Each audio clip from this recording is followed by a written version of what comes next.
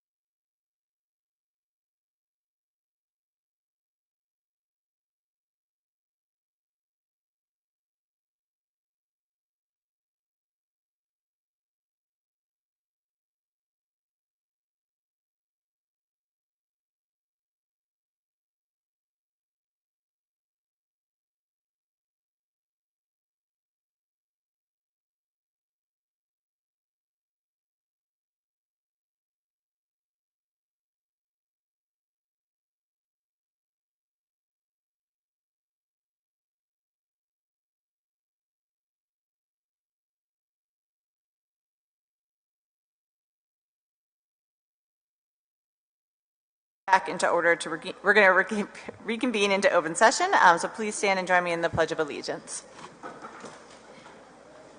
Allegiance to the flag of the United States of America, and to the republic for which it stands, one nation, under God, indivisible, with liberty and justice for all. Okay. Thank you so much. Roll call, Joni. Erin Earl. Here. Robert Case. Here. Jennifer Hoskins. Here. Jennifer Lima. Here. Thomas Bryady. Here. Christine LaPierre. Gabriel Anthony. Thank you. Okay, thank you so much. On the calendar? Okay, so we have Tuesday, April 4th and Tuesday, April 18th, our next school committee business meeting. On Monday, April 3rd, we have a policy subcommittee meeting.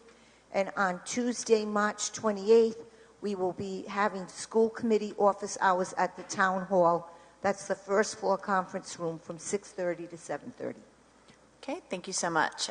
So the next item on the agenda is presentations and recognitions. And so we're very excited to invite up Mr. Richard Garland, who's a teacher in business entrepreneurship, finance, and economics, to honor the amazing DECA students that are here. So if you actually want to come right over here, you can use the podium.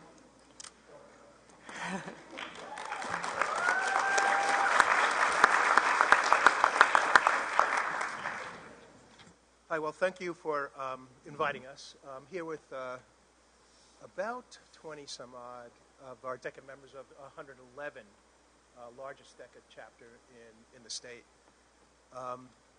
And just a little bit about DECA. I see some new faces here. DECA is a worldwide association of young professionals, entrepreneurs, and business professionals. And it's about 20,000 strong, right, both the college level and high school level. So I'm here with some of the first and second place and third place winners tonight. And they worked really hard for many months to compete. Now, we just got back on February 10th. We did what's called the CDC. We competed in the CDC. That's over 400 students in Rhode Island that are chapters with various high schools. I'm proud to say that on the statistics, out of 99 of our members that went up to Providence to compete in industry venues, 29 came in first place, 13 came in second place. That's a total of 42, or 43% of our population of members. And then if you count third place winners, 57 medalists, first, second, and third place. So I'm here with, thank you.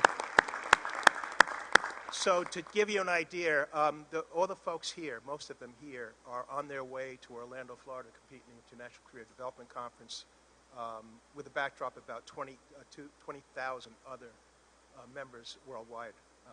So I'd like to just introduce you real fast. We have, for Apparel, Accessories, and Marketing Series, Mary Kate Hennis. Business Services Operations, Everett Cower, Natalie Wicker. And Buying and Merchandising Team Decision Making, Delaney and Lydia Turner couldn't make it tonight. But for Finance Operations, we have Aiden Hagman and Zachary Hagman. Finance Operations, Lily Cushman, Alyssa DiBenedetto, and Charles Wright, who couldn't make it. Financial Literacy Project, that's a project management competition, Josh Chen, Catherine Maloney, and Jack McGinnis. Financial Services Team Decision Making, William Harrington and Zach Horowitz-Smith. Hospitality Tourism Professional Selling Event, Mackenzie North. Mackenzie's my president of the DECA. Last year she won a scholarship for the Marriott Foundation. She's trying again for this year.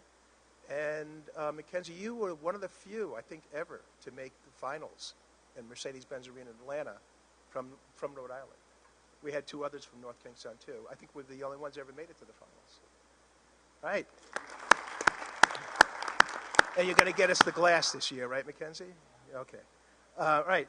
Hotel Lodging Management, Individual Series, Lyndon Rogers couldn't make it. He's working. Integrated Marketing Campaign Event, Brendan Donahue. Liam McCarthy was supposed to come, but Sophia Ticconian is here.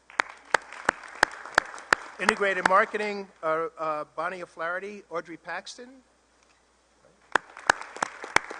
And then we have marketing communications. My secretary was Sydney Allen. Principles of Business Administration and Management, Thea Carr. Principles of Marketing, Jacqueline Blair. Professional Selling, Consulting, Isabella Jadoan. And Quick Service Restaurant Management, Hannah Hadari. Hannah has been voted, this is really exemplary, Hannah has been voted as the Vice President, not for North Kingstown's chapter, but for the state. And then we have Travel and Tourism Team Decision Making, Valerie Auclair and Georgia Roy. Georgia came in first place last year too, but I wouldn't let her go to Atlanta because she was a, sophomore then? But she's now a junior, so she can go. So they work really hard. They do business planning, enterprise by international planning. They take exams. They also do role plays in front of judges, and many of them will be doing, they have like a business plan they have to present to the judges. So congratulations, they're on the way to Orlando, Florida. Very exciting. Thank you so much. We will have you all come up. I'll come down and take a picture of you because I see some parents here, and so we'll have you come up with your teacher. So if you all want to come up, we'll just have you come up, and I'll come down and congratulate you, and then we'll take a picture.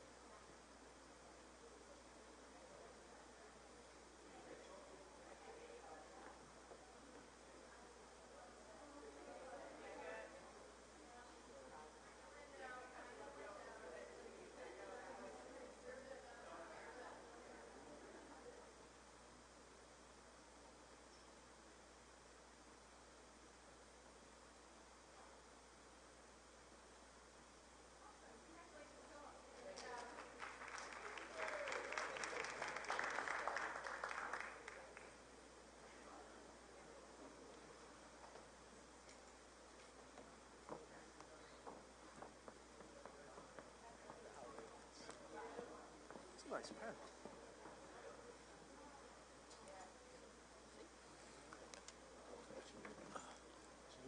Okay, very exciting accomplishment, and we wish you all the best of luck in Orlando. Have fun and do great. And so next up on our presentations and recognitions, we'll let the DECA folks work their way out, but we are going to have Susan Erickson come up and talk about the academic decathlon team, so very exciting as well.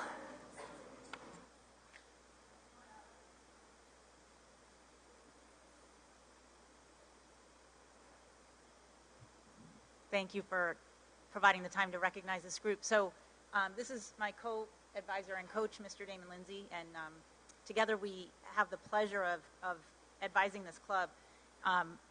It's a little different than DECA. You know, we kind of recruit kids to take a test. We say, look, you're going to sign up for about 8 months of studying, not 7 different academic areas, plus you have to prepare a speech, you have to be ready for an interview, and you have to write an essay. And each resource packet is about 100 pages long. And so, yeah, like that sounds like a lot of fun, doesn't it? And we get kids to do this, and they work so hard to get ready for this competition in early March. So the members that are here today are Annika Erickson, Fiona Chang, Sydney Howell, and Camden Smith. And in addition to Annika and Fiona, we also had Julia DiGenova, Aditya Dazarathi, Arthur Porto, and Morgan Martucci, who were part of our competition team, but they couldn't make it tonight. And as alternates, Lillian Borkman, Maggie Smith, Ryan Teagan, Alice Dunning also were alternates this year. So the alternates are important because they're actually preparing for next year's competition. It's kind of like your JV team. So they do all that same amount of work, and they can compete for medals. In fact, Sydney won a couple in her own right. But they don't really, you know, they're just there to learn. So it's kind of exciting that we have kids that are willing to do that too. I am just going to highlight a couple of the medal award winners that are here tonight. So Annika was our president for this year. She also has been a competitor on the team for 4 years. Last year and this year, she earned the gold medal in literature, which is a pretty high accomplishment. And also this year she earned a gold medal for the essay and a bronze medal in economics. Fiona's been a competitor since her sophomore year, right? And the other thing we have to remember about these two is they competed in COVID, which means they did it like from their bedroom by themselves, online, all day, like that's that Sunday. So really, you got to give them a lot of credit for doing that. Fiona earned a gold medal in the interview this year.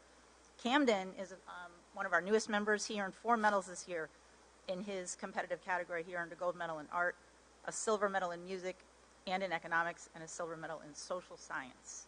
And Sydney, her first year competing this year, came home with a couple of medals herself, a silver medal in economics and a bronze medal in music. So overall we competed, we placed 7th, and we're pretty excited about getting ready for next year. Thank you. Same thing, Susan. Come up, have them come up, and we'll take a picture for y'all as well.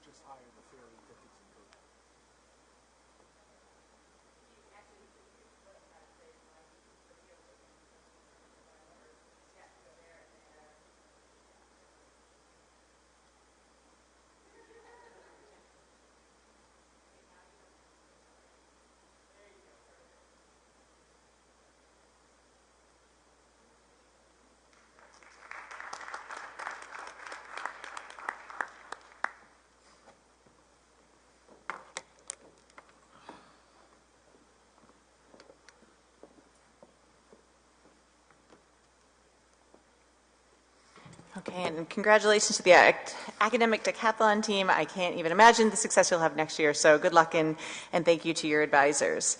So that it brings us to our next agenda item, which is citizens' comments. So we will go in the order of folks that have signed up, and so the first person is Bill P. What do you think? Penoyer? That's right. You have an A+ on pronouncing my name. Thank you. Good job, good job. I'm here on behalf of the North Kingstown Parades Committee. I'm revisiting my presentation last month and here again tonight. I have a written presentation for you. I would like to take a different tack, however, tonight to try to explain to you the passion that we have toward the notion of having cadence for the entire length of the North Kingstown Memorial Day Parade. Last Saturday, the American Legion was directly behind a marching band for the Providence St. Patrick's Day Parade. Behind us was the color guard of the Cranston Police Department. The Providence Parade runs all the way down Smith Street close to PC and goes all the way down to the State House. It took the band a little while to get warmed up, but once they had the cadence, it was a steady left beat, and that's what marchers need. As we approached the Elmhurst Tavern, it was evident to us that not only is it cadence, but it's a dance music. And this is really what we need for the final stretch of the parade. The music was marvelous. By the time we got to Patrick's Pub, I think we all felt as if we were in the reincarnations of James Brown. That's how exhilarating it was to us. And we could have gone, we went all the way to the State House. We could easily have marched up South Main Street and gone to the Providence Courthouse to visit all those memorials. But certainly cadence is important. I would argue that providing music may not be an academic subject, but it certainly is of high artistry.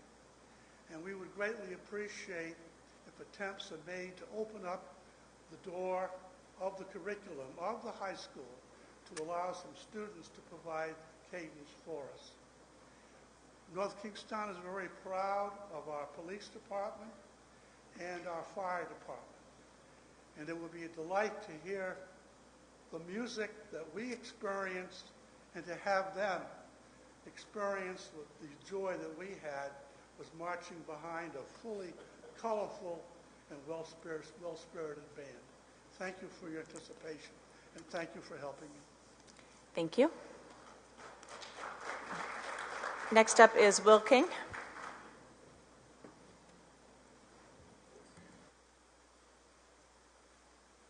My name is Will King. I was born here and grew up and graduated from North Kingstown High. Sorry, Will, could you just give us your address as well? Thank you. Your address? Street address, please. Barbara, can you help me? 165 Saga Avenue, North Kingstown. I'm a brand new person on the Parades Committee, and the first thing I noticed was the mission of the Parades Committee, to promote North Kingstown. And so I don't think there's anybody that doesn't want more promotion. And our Memorial Day Parade is what we're promoting every year. We need a dozen drums to beat a marching cadence for the various groups that march with the Memorial Day Parade. Little kids that are three-footers that want to have their little uniforms on and they want to march, but we need drums for that. A half a dozen drums, 6 or 8 brass to play some marching music. That's all we're asking for. It's beyond me why the school system will not provide us with a Memorial Day marching unit.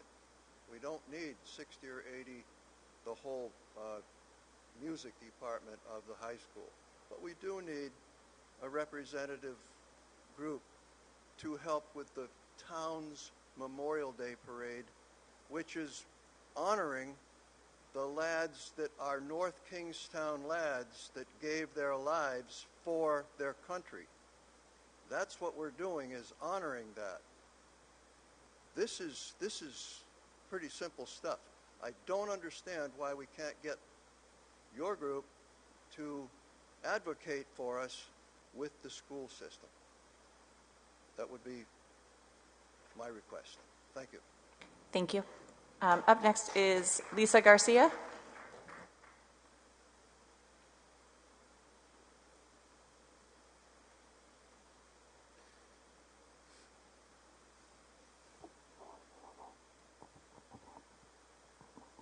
Lisa Garcia, 394 Westmoreland Lane, Saunderstown, Rhode Island. I am a math teacher and math department chair at the high school. In an effort to achieve some of the goals set by the school Employee Wellness Committee, Kathy Sapala, former interim assistant superintendent, recommended we utilize the school calendar to support the well-being needs of the North Kingstown School Department employees. Many employees have differing views on days off, so our recommendations are not based on personal choice, but based on the essentials of well-being. Employees and families need predictable, flexible schedules to have work-life balance. Planning for extended family gatherings is difficult with no continuity from one year to the next with our school calendar. One year we have the day off before Thanksgiving, the next we don't. Please consider creating a school committee policy that establishes some regularity of calendars moving forward.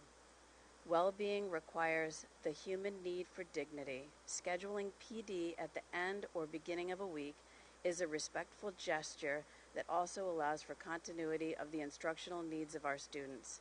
This underscores the importance of educators' work and the learning needs of our students. Scheduling the PD at the end or beginning of a week also gives families more flexibility when scheduling college visits, travel, and childcare. Kathy Sapala highly recommended the half-days be added into the schedule to address the issue of communication and connection in support of the educators that are required to complete the extended right to read training. While I am not required to complete that work, I would like to encourage the committee to please speak with administrators or teachers that do. The creation of the school calendar does not take into account the educator's professional insight. Quite often, the schedule is made without reflection of things that only a classroom teacher knows. The result impacts our students' education. Please consider the recommendations of the School Employee Wellness Committee when approving the calendar. Thank you. Thank you. Next is Jordan Abernaz.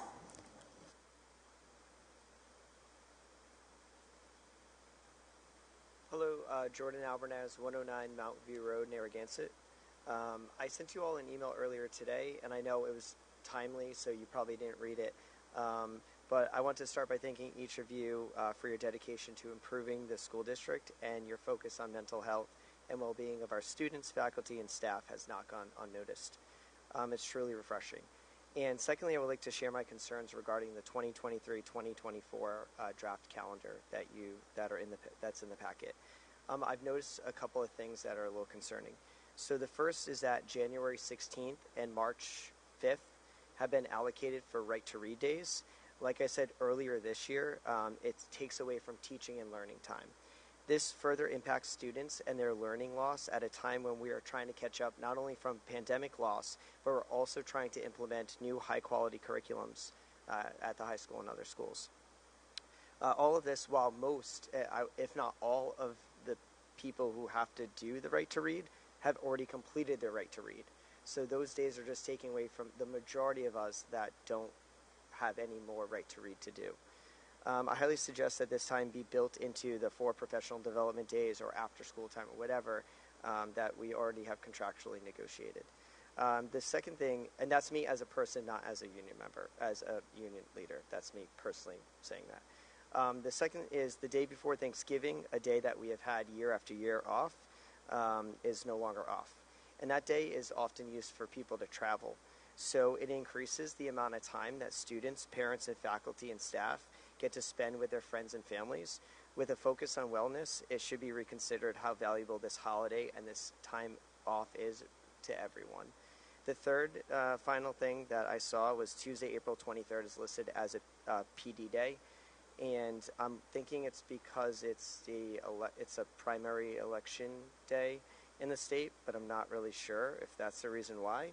But it makes me wonder if students and families who are away for April break, which is the week before, will actually return to go to school on Monday, to then have Tuesday off, to then be back here on Wednesday.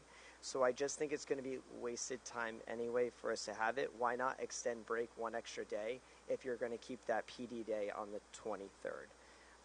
So I know that building a calendar is not easy and it takes a lot of consideration and work, but please consider these suggestions before accepting the draft calendar as is. And I would be more than happy to assist any of you in any possible way. So thank you. Thank you. Next up is Mia DeAndrea.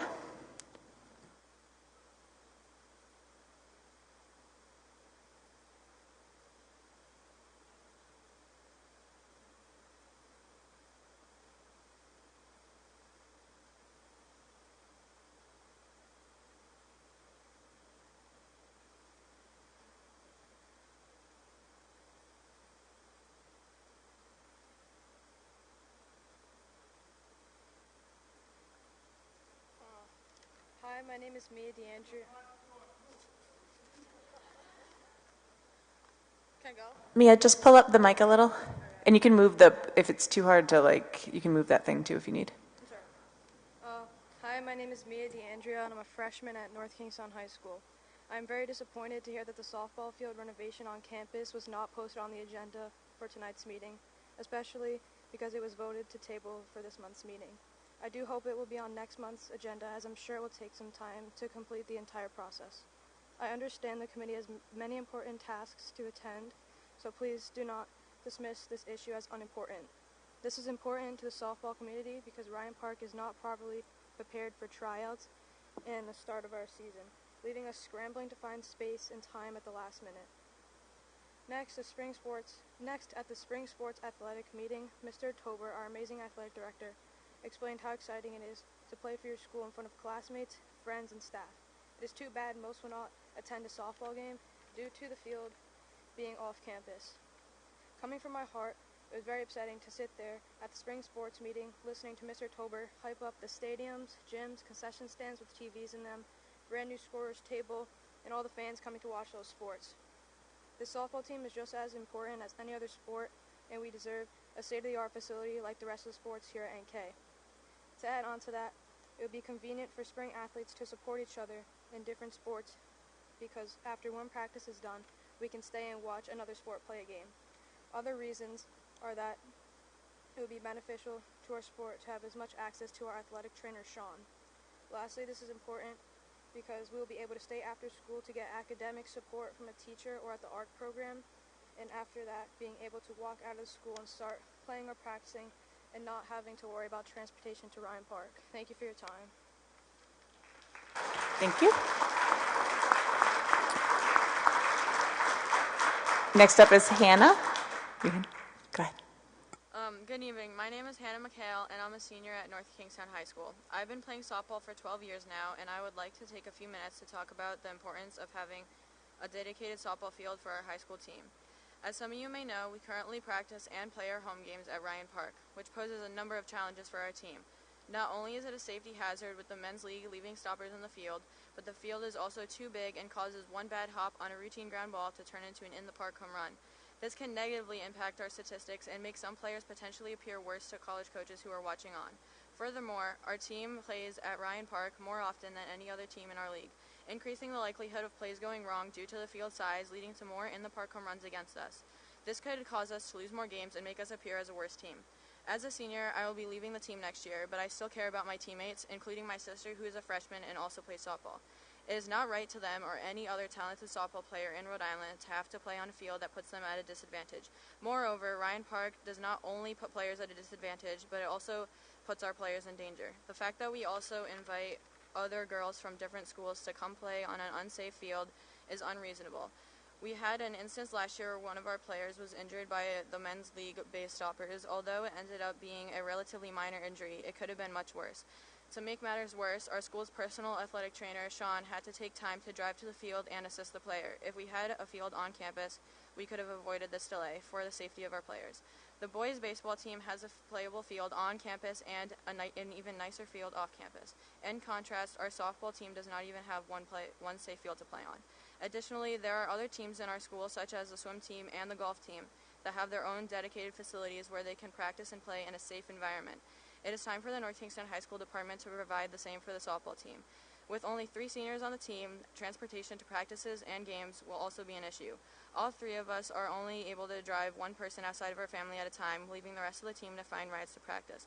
A dedicated softball field on campus would not only be easier for transportation, but it would also benefit our team's overall performance and safety. I urge the school to consider the importance of the softball field for our team, and I thank you for your time. Thank you. And next up is Lauren Brothers. You're going to have to wait a second, Lauren.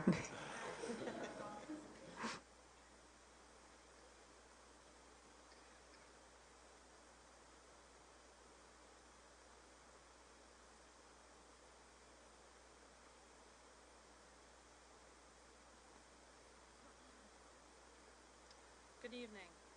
My name is Lauren Brothers, and I live at 20 Deck Street, Jamestown, Rhode Island. I'm a science teacher at North Kingstown High School and the parent of 2 future graduates. I'm speaking tonight to address the proposed school calendar for next year. On March 4th, the District Employee Wellness Committee sent an email to 3 central administrators that included recommendations regarding the school calendar that would promote employee and student wellness. Kathy Sapala encouraged us to address the calendar with administration, and we are grateful for the support she showed us when she was here. However, I was disappointed to see that our email to administrators was not responded to and none of our recommendations were included in next year's calendar. I hope that the school committee will consider our recommendations tonight. The first recommendation involves adding 4 half-days to the calendar. Many districts utilize half-days where students are released a few hours early so that teachers can participate in valuable PD time without adding days to the school year. Of the 20 districts I researched, including the RIDE calendar, 14 of them included half-days for this school year, averaging 4.6 half-days per year. Communication continues to be an area in need of improvement, and having more opportunities to discuss school and district current events and goals is necessary. I've spoken to several district employees about their feelings of isolation, especially employees with specialty positions, such as nurses and psychologists. Half-days could allow people in those positions to get together, share ideas, and feel more included in the North Kingstown school community. This would also provide opportunities for the new central administrators to build much-needed, positive, professional relationships with district employees.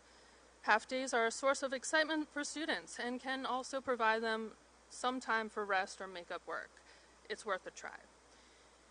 The second recommendation I want to address involves having district PD days on Mondays or Fridays.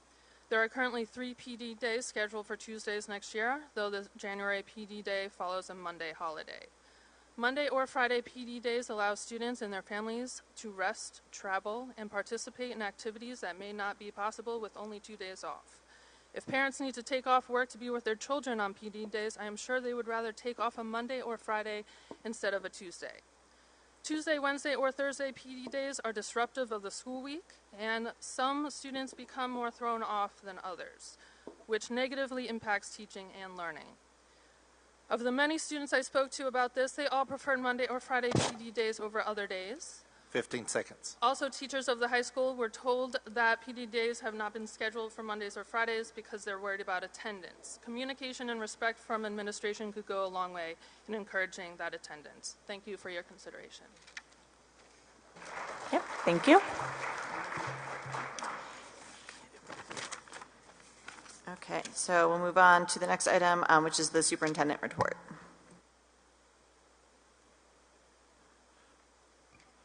Thank you. I have from Mr. Tober the NK Winter Athletic Accomplishments, which I'd like to read to you. The girls basketball advanced to the state Final Four and ultimately the state championship game. However, they lost to St. Mary's Bayview Academy in overtime, 42-40. The girls co-op hockey with South Kingstown and Narragansett advanced to the state Frozen Four and lost to LaSalle in the state semifinals in overtime, 3-2.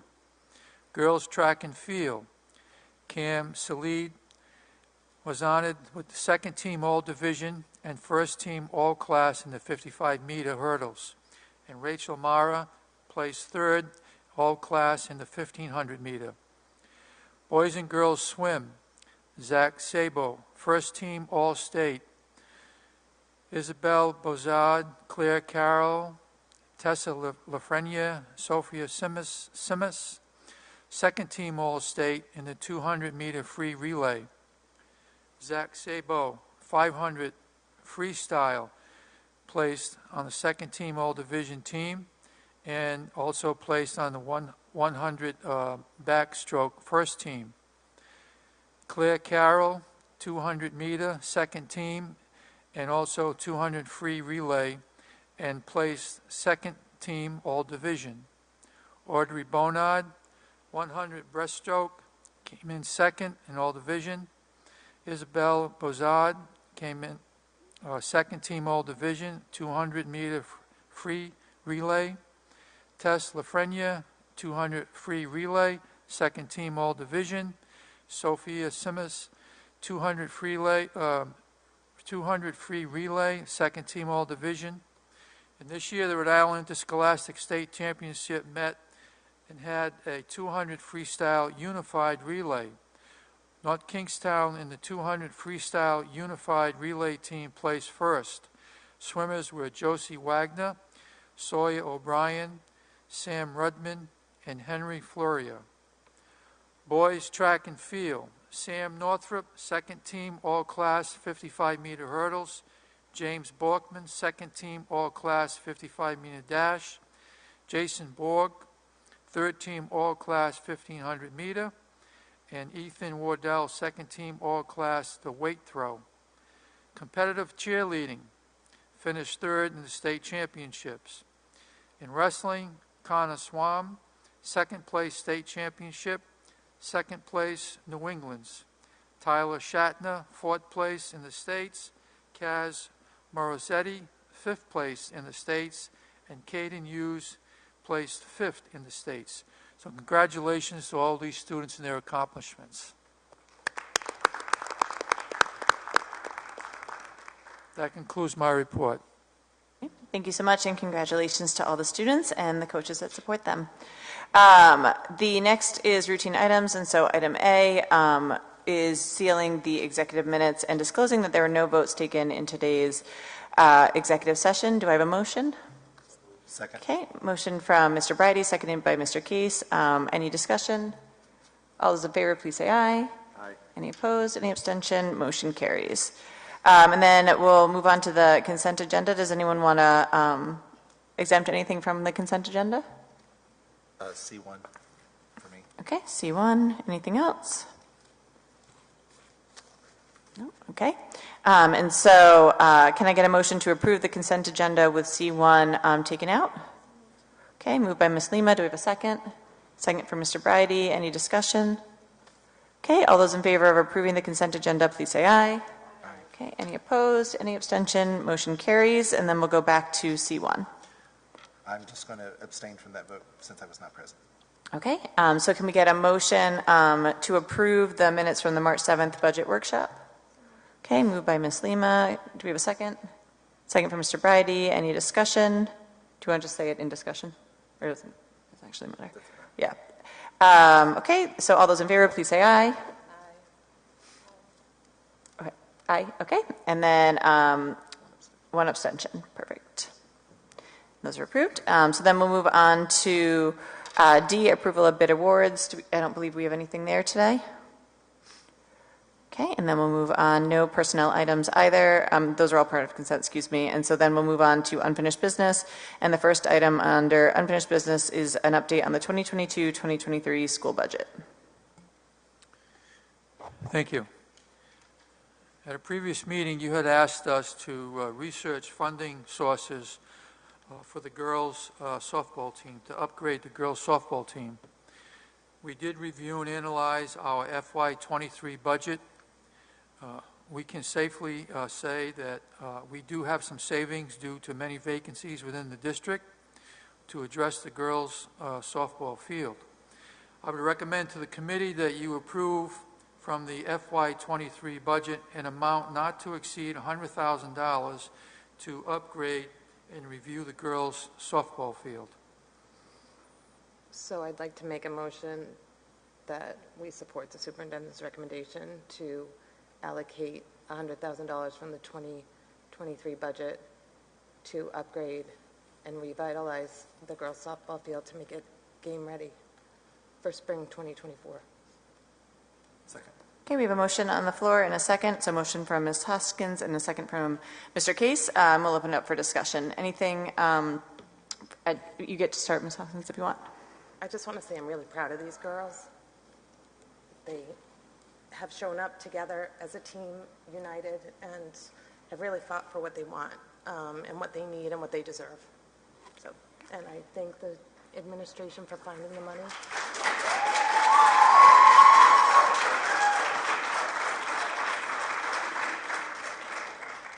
Okay, other discussion? I believe it was, I don't know if Mike mentioned this last time, has there been research into the area? I know there was a question about some of the, it was in the leaching fields of the high school or something. Has that been looked into? So perfect. That's actually my segue. Okay. So I had my hand up for when you all were done. Okay. If approved this evening, my first step would be to engage with our engineer, architect and engineer, to see if this is a project that's within his scope. If it is, I would ask him for his fee for this.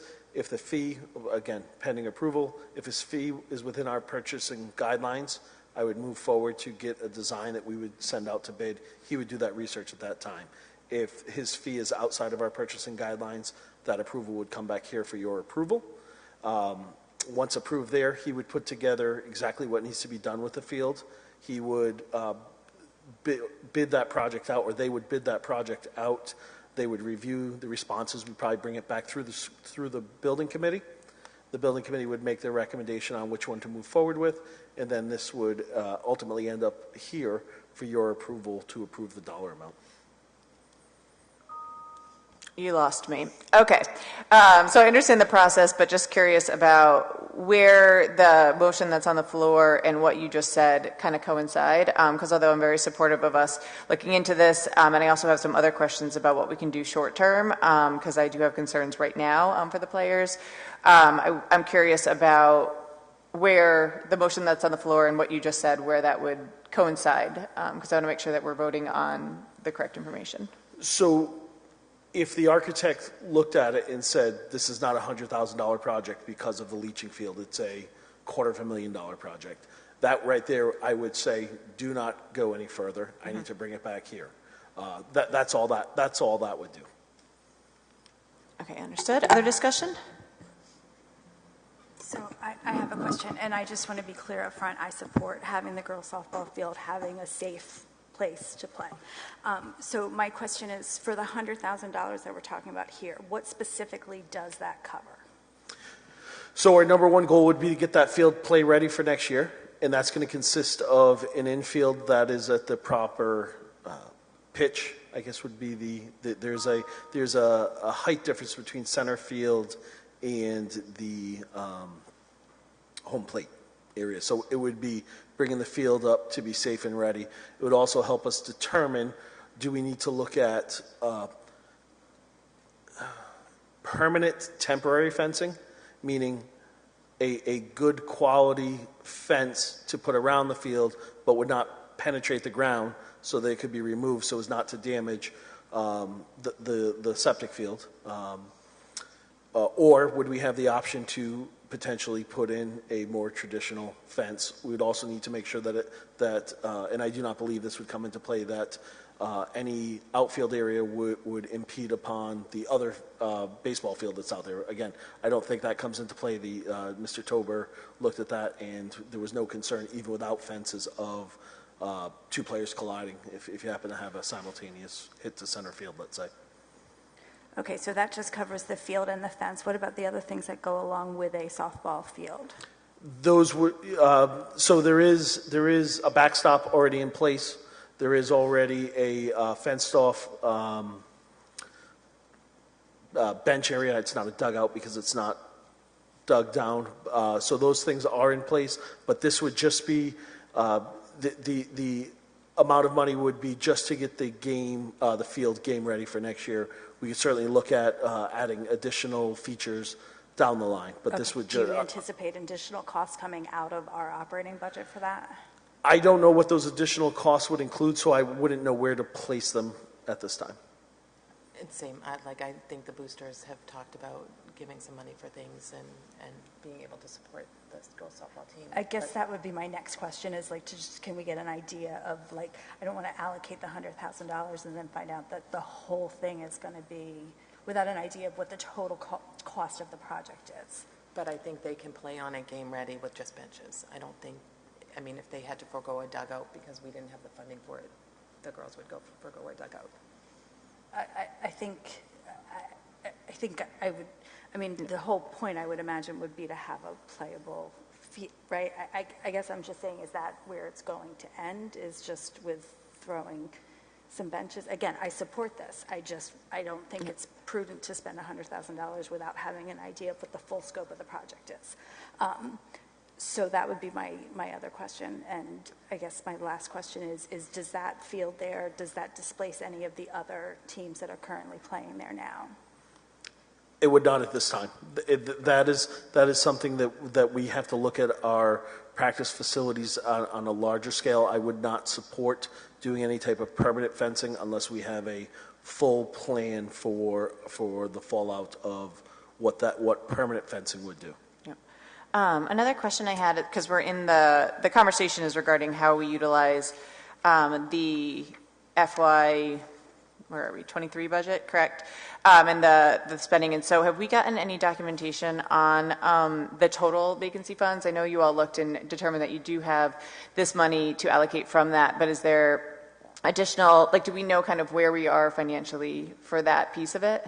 Because I don't feel like I've seen that information. And so, again, I support this, but I want to make sure we're utilizing it from the correct funds, that there isn't possibilities or options from the fund balance or other things that we're making sure that we're using it in the correct way instead of just pulling it out of this fiscal budget. Yeah, we don't have an exact number at this point. The controller is still working on budget to actuals. This particular project would come from the savings in vacancies that we have occurred over the year.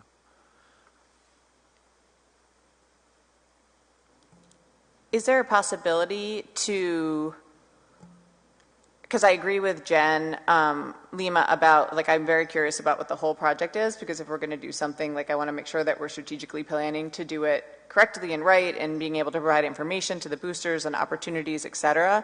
And so, is there a world where we could go out and do an RFP to get the project scoped, while also not delaying? Like, I know timeliness is really important as well, and so kind of doing things in conjunction. I think the problem with that would be if you put an RFP out and you say a press box, a scoreboard, fencing down left field, right field, center field, improved dugouts, batting cage, the pitcher's warm-up area. Those are all the things. Am I Your missing softball anything? knowledge is very impressive, Mr. Waterman. I'll just state that now. Have I missed anything? Mia will let you know for sure. Okay. So I think if you bid a project like that, you will get some interest on it. And then if you start pulling back the layers, people will become right now we're looking at landscaping primarily. Yep. That's more of a construction project. You're kind of talking two different scopes. Mm-hmm. What I would want to do is build a project that year on, year out, we could add and make improvements to that facility. Okay. Other thoughts, consideration, conversations? Gabriel? I think since the field would be for the softball team, I think it would be important to have their input, maybe speaking to them about if we only want to spend $100,000, what is most important to them to get out of that $100,000? For example, if they really want a fence, but they don't want a dugout, or whatever it is that's important to them, I think speaking to the players and coaches. Mm-hmm. Thank you. Jen, did you have something? And then Jenny? Have we looked into, because I think the important thing is a safe field for them, have we looked into, I mean, the boys varsity team does not play on site, they play off site. Have we looked into utilizing any of the fields at Ryan Park, working out something with the town to convert one of those fields there into a usable field for them? Well, we've requested that they use the girls' field. They haven't in the past. They lose a lot of balls into the river right there. These girls want a field at the high school. To delay it because you're not sure how much, if they need a dugout or want a dugout later on or 3 years from now, they want a playable field. Up to $100,000 will give them a playable field for next season. To put it on the table once again when it was pulled off the I wasn't agenda. advocating to pull it off the table. I was trying to see if we wanted to, like, coinciding, do other things. So like I said, I'm supportive of the motion. I was just trying to make sure that we have scope, because I also know that, what we heard at the last meeting was that the current field is not suitable, and then also that we have transportation issues. So I'm trying to do multiple things. So I'm not saying no to allocating the money. I wanted to make sure it's coming out of the right fund. Take care of that first, and then we can have a discussion about other things. Okay, other discussion? If I may. Once we have the architect on board, they may be able to give me what's a press box, what's fencing for this. So once we have somebody on the project, there's nothing stopping me from, once we get that RFP for the I'll call it the landscaping, to fix the field, I can already have information on, they're going to know what the cost per linear foot for fencing is of a 4 foot, 6 foot, whatever size fence we would need or want. So we might be able to come back at that point because again, I'll be coming back to you, asking you to approve X amount of dollars. I'm going to guess somewhere in the $50,000 to $75,000 range is just going to be fixing the turf, ripping out the infield, bringing in the proper mix and fill. I can also then at that, if you wanted to stay within that $100,000, based off of the work that they've done, we can put in a permanent outfield fence, or we can put in left field, right field fences for foul territories without impacting anybody else who uses that field. The other thing we have to factor in, I see Dr. Morse here, is physical education uses that area. So I can bring back to you options, but I think the top priority right now is fixing that infield. Other discussion? We'll go with Mr. Bridie. He's unmuting, and then we'll go to you. Mike, are you saying that we can get something done this year so that these girls, no? All right. Unfortunately, no. Oh, I understand the season's already started. I saw them practicing the other night. But, so the earliest that this can happen would be next year? Correct. All right. What we were able to do this year is we have Bus 14, which drives by Ryan Park. They have the capacity to take any girls from the high school who cannot get transportation over there. That bus goes right by Ryan Park. It'll drop the kids off for practice. We were able to do that, which was new for this year. So I'm happy. I hope that helps. I know it doesn't solve your need, but I hope it helps. And as far as safety goes, if we can get rec to let them play on the women's field and not the men's fields? The bus leaves right after school. Yep, so we unfortunately can't do citizens' comments right now, but feel free to follow up with Mr. Waterman, right, and the athletic director if there's any challenges with the bus and the timing for it. Because definitely the goal is to help get the folks there, and if it's not working, please feel free to communicate that. And so going back to the discussion, I know, Tom? I think my question's answered. I'm frustrated that we're not going to be able to do something this year, but I understand why.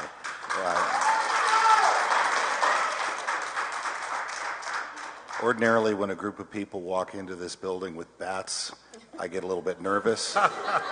But these are really great young women, and I'm really impressed to see a freshman standing up here and speaking. We've got to do whatever we can to make sure that this is a reality next year. So. Mr. Case?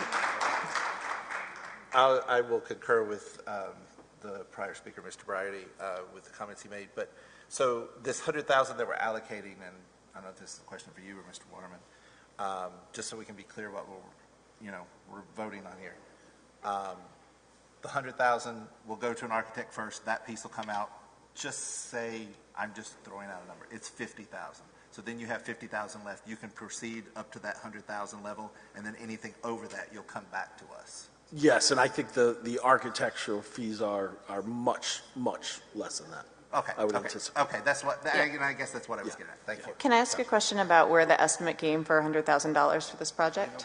It came from a quote that we received 2 years ago, which was just to do the infield, was $49,000, and that was 2 years ago. So it was the cost of inflation on that, as we've seen projects have gone up so significantly.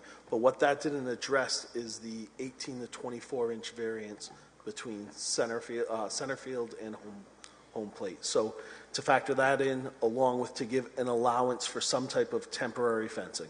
That was we did some research online on what temporary fencing costs, how many feet, distance from the outfield, what a home run should be to center field, and then figure out how many linear feet you need. Yeah. And why didn't the project proceed 2 years ago when we had that work? That was the athletics department was getting information on what the cost would be. I do not have that information. Other discussion on the motion? Sorry, can you speak into the mic? I think after they got that COVID hit. Oh, okay, timing, understood. The athletic director left, like everything kept tumbling. Yep, okay, understood. Okay, any other discussion on the motion? Okay, hearing none, we'll call the vote. All those in favor, please say aye. Aye.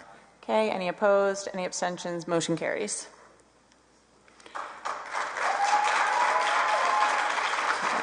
Any other items on the 2022-2023 school budget? Thank you. Just an update on the 23-24 budget. We presented the FY24 budget, as you well know, to the town council last evening. Frank, just wait 1 second for our delightful softball team to hustle out. No, it's okay. Have a nice night. I want to make sure we can hear Dr. Pilata.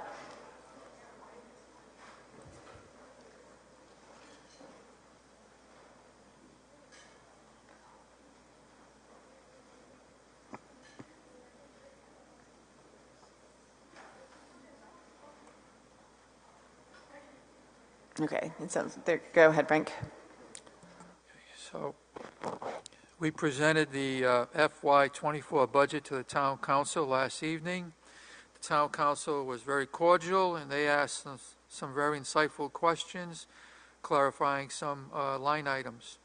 At this point, I believe the next public hearing is on April 19th, and we are awaiting a final vote for a final appropriation. Thank you.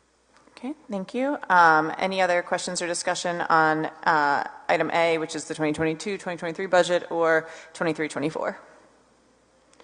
The one thing that I would say is, just making sure that we get now that we're kind of through that process with the town, and thank you so much for their conversation and discussion, just making sure that we get the budget information up public for transparency's sake for the folks, and so just making sure that we have the controller work on that so that we can get that information up, because I know that there has been a delay, so just making sure that we do that would be very important, so thank you for that in advance. Okay, moving on to the next item, which is CIP, existing bond, future bond. Anything there? No updates. Okay, thank you. And then item G is the equity audit piece. I had a question. Oh, sorry. Sorry, go ahead, Jen. There had been some questions that I had sent on the information that had been sent out that I'm still waiting for answers on. I just wanted to get an update on those as soon as the administration can provide it, please. Are you referring to something with the CIP or the existing bond or future bond? The CIP. Okay. Yeah. Great. And so Mr. Waterman's making a face. Do you want to explain what we're looking for? Sorry, Mike. I sent it to Dr. Pilata. I will forward you. Okay. Perfect. And we know there's a lot going on, so no worries. So we'll forward that over, and then hopefully can get some updates at our next meeting. And so the next item on the agenda is the equity audit PCG presentation. And so we had asked a representative from PCG, which is the group that did the equity audit, to come and present to the school committee very shortly thereafter when we received the equity audit. Unfortunately, due to a death in the family, that was not possible. And so we did still want to have someone speak to the group regarding the audit, and especially with some of the questions about the tables, et cetera. And so although delayed, we are very grateful that via Zoom, someone is going to come in from PCG and walk through some of the information in the audit for us. With that said, what we're going to do is we're going to bring the screen down. We'll go down and go that way, but the folks from PCG will also be recording the Zoom, and so if any folks are having trouble hearing it via the live stream, we will have a Zoom recording as well of the presentation that we'll post alongside the video that we'll be taking today. So we're going to try two different ways to capture this information, and so I'll ask the school committee to go down, and then we will connect to that meeting with PCG to hear more about the equity audit, and then the school committee will have an opportunity to ask any clarifying questions as needed, as well as the administration. May I clarify one item? Yes. During the Zoom call, the stream is actually going to not be available. It's going to point at a piece of paper. We're going to have to pull the audio out, because otherwise, if you ever been in a room where multiple people are on a Zoom, you get that woo woo woo sound. So what will happen is once we receive the recording, we'll be able to edit this live stream and embed it right in there. So for folks watching at home, it's about to go quiet until the end of the call. Is that true, Jess? Okay, perfect. Thank you so much.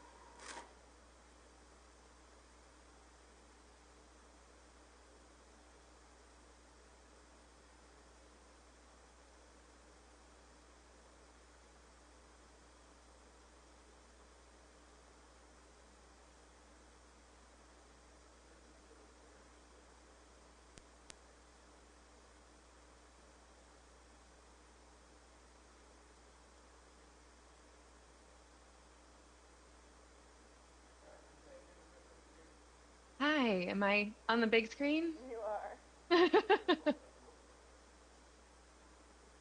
are. All right. Let me go ahead and start recording. Recording in progress. All right. So I'll be able to share that recording with you all after this for the addition to the live stream. Good evening, everyone. My name is Amanda Preston Sakari. I am a senior consultant with Public Consulting Group, and I was one of the leads on the equity audit with you all over the course of the last school year. And I'm going to go ahead and share my screen. Can everyone see the slides that are up there right now? Yes. Thumbs up, great.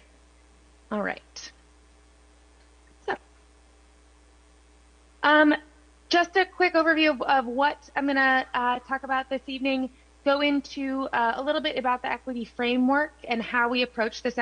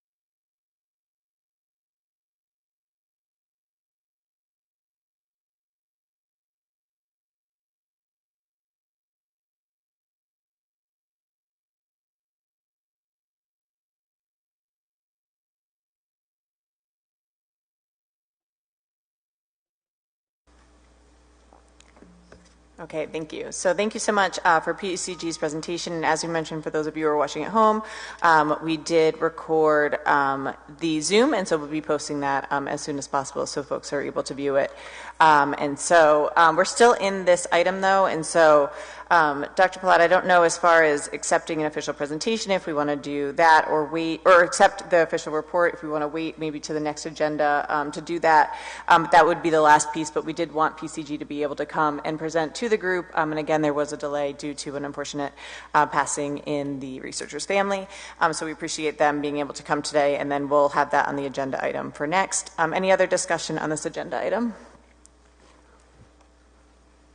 Great. And just one thing to clarify, during the budget conversations, we did talk about earmarking money for a potential position, et cetera. The way that the budget process works, that timing and those conversations had to happen then, but no official action's been taken. The administration is just looking at the ESSER money, et cetera, and so wanted to be very clear on kind of the timeline and the order of operations. It's okay, Jenny, we all have to eat food.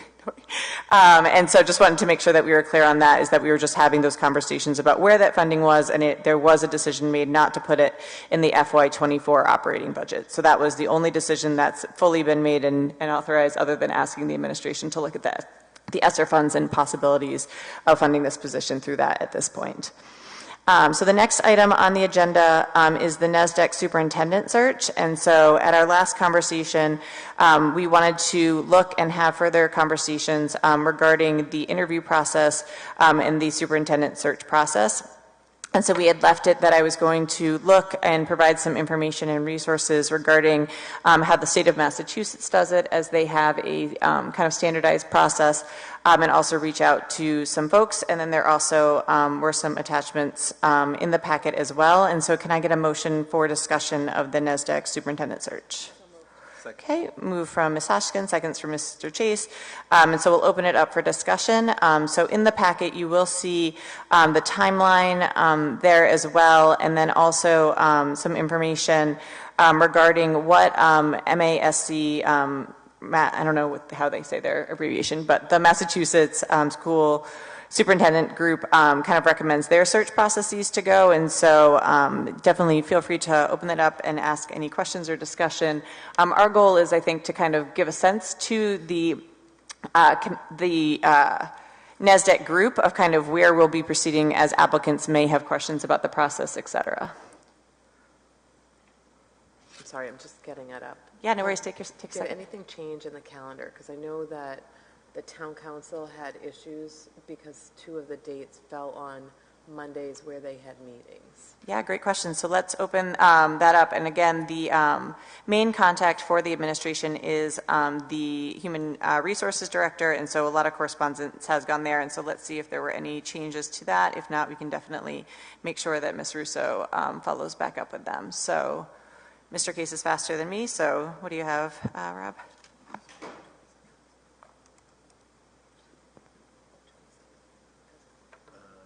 Yeah, March 27th, first interview. Is there?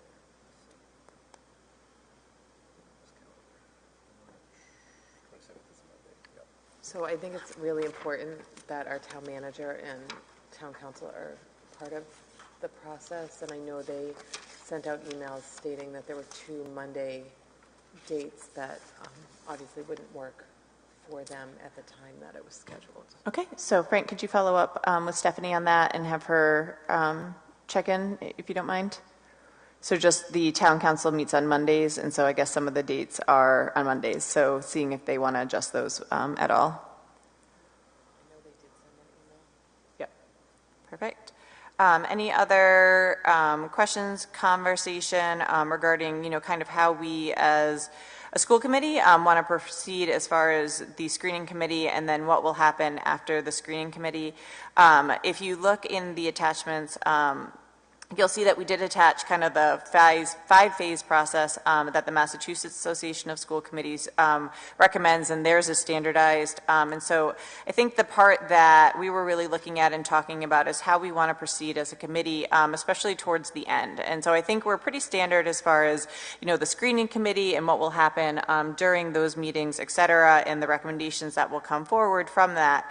But the kind of question is, how do we want to proceed from there? And through previous conversations, we really kind of talked through that I think we have some consensus that we don't want to have what we did last time, which was the candidates on the stage at a meeting being interviewed at that point, but also transparency and community conversation involvement is important to us as well. And so trying to figure out that balance. And so from what I was able to do with research in looking into this process, it looks like in that phase 4 stage, what they do is at that point where the screening committee has recommended some finalists, depending on their pool, to the committee, they then at that point conduct reference checks on the finalists. And I think that that's an important piece of it, because a lot of the conversation that I've heard is that, folks might not want to tell their previous employers, different folks, et cetera. And so once we're kind of at this point, I do believe that checking references before going forward with the community is a really important piece. And so that was something that stood out to me as a potential good practice to put into our process, is checking references at that point before we have folks come and meet the whole community if we do decide to go that direction. That also then at that point kind of alerts the finalists that they are at that point where they will be reaching out to folks, perhaps their current employers, and so there might be time for a conversation there. And then it went on to talk about perhaps site visits. I know when we were looking into different options, et cetera, that is something that, making sure that we're remembering that we're recruiting a superintendent to this district as well, and so showing them some of examples of the buildings, examples of the middle school, elementary school, and high school perhaps.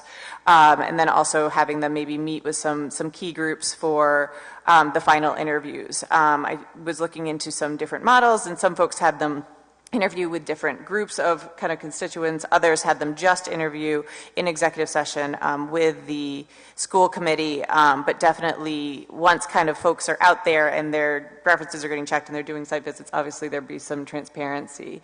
Other groups in different states were looking at other options too, of having the community members be able to provide some information and some feedback that did get to meet with the candidates, and also having students meet with the superintendent candidates as well.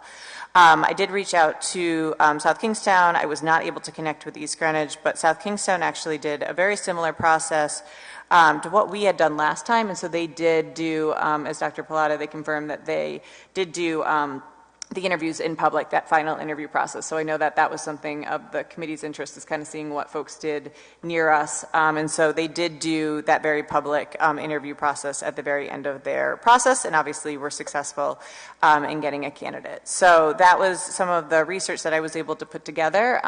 There's no perfect roadmap for this one. I was hoping to find a really good best practice or a really good grounded kind of reference for us. And it's kind of really subjective, I think, on what our goals are and also what we're trying to achieve in attracting a candidate.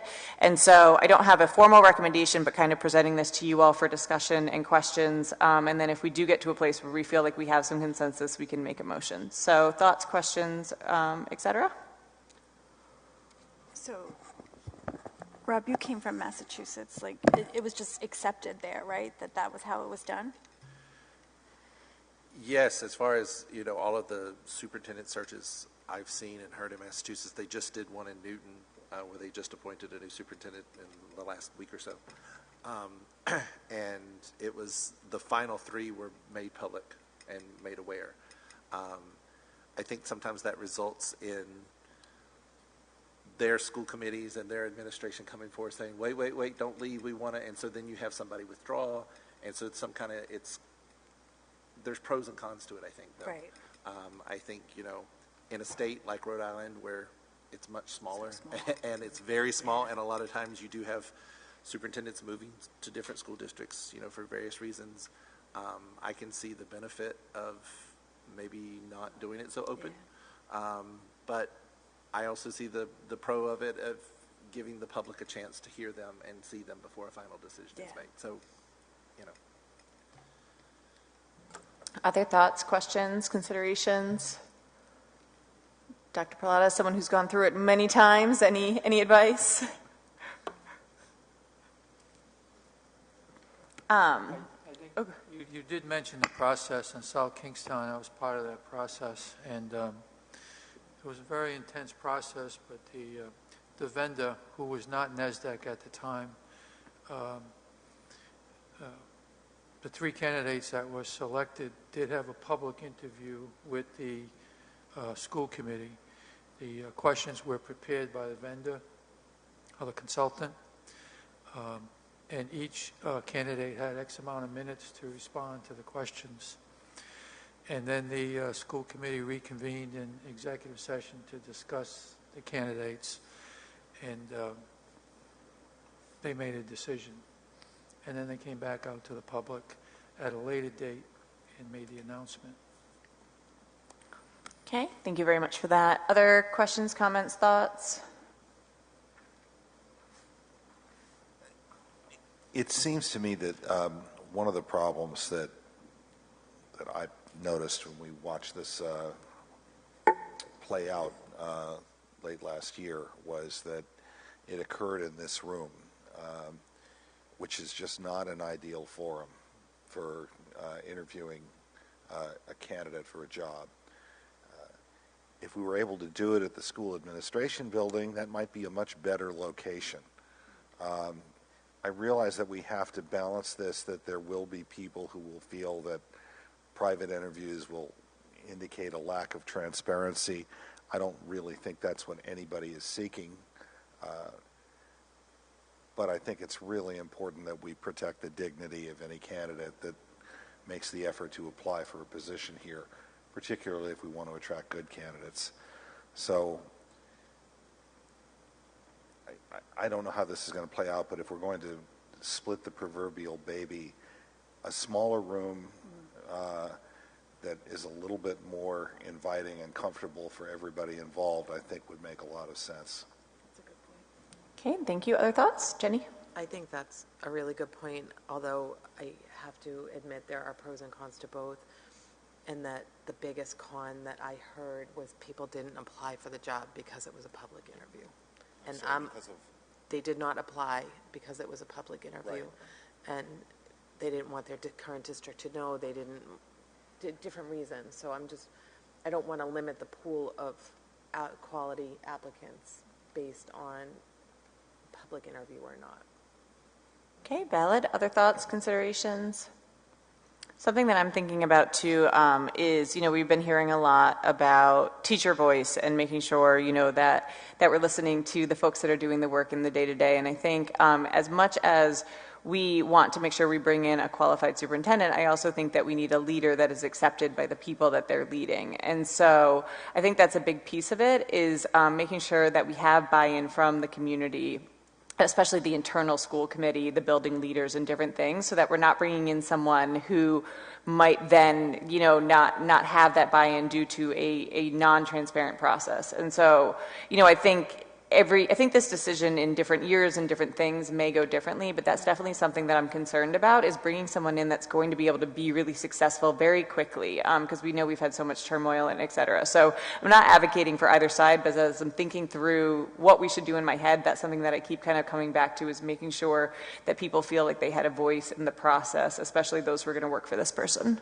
I would completely agree with that, but I would also add to that we do have such a great representation on the search committee that maybe there's a way to have more of input into those folks so they can bring that input into the interview process at the search committee level.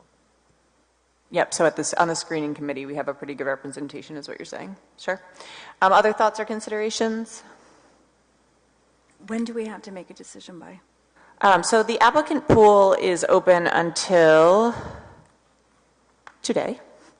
So today is March 21st. And so I can imagine that kind of moving forward as they're going to have conversations with folks, that's when those conversations and questions about where the process is. And so we'll have the applicant pool, they'll have kind of that information. And then so we would like to give some guidance, I think, if possible, to the screening committee today. If you all don't feel like you have enough information to give any sense of it, we might be able to give them some kind of way of that we're leaning to give them some talking points with folks.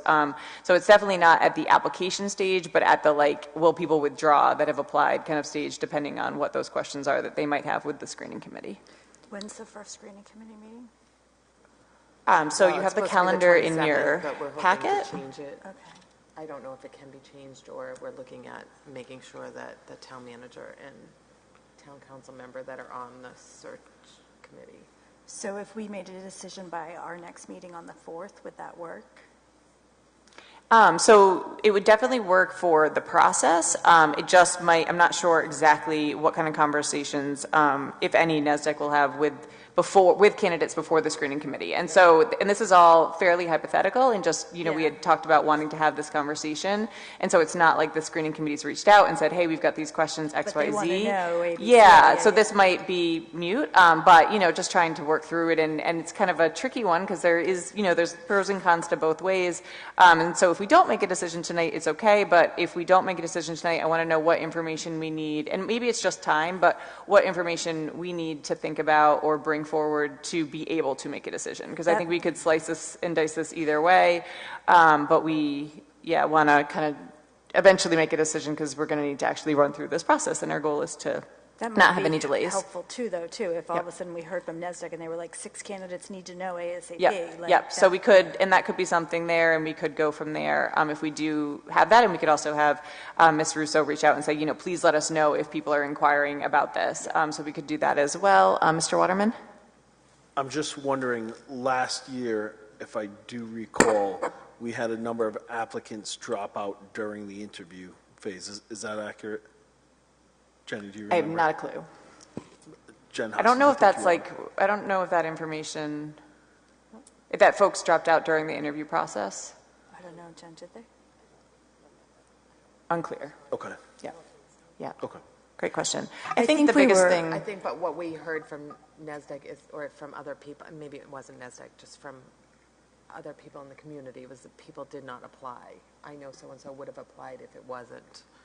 Yeah, because we were upfront about it in that time, that it was going to be a public interview. We wanted to make sure that people knew that before they applied, or as they applied, or whatever. Yep. And so unclear on your direct question, Mr. Waterman, we were definitely, that's definitely possible. I think we just have some anecdotal thoughts on it. And then watching it play out, I think people maybe understood why folks wouldn't want to do that. But then also, knowing that, Massachusetts does do that, that South Kingstown did it as well. And again, kind of weighing the pros and cons of, making sure that people feel very confident in who we pick and that we were transparent in that process.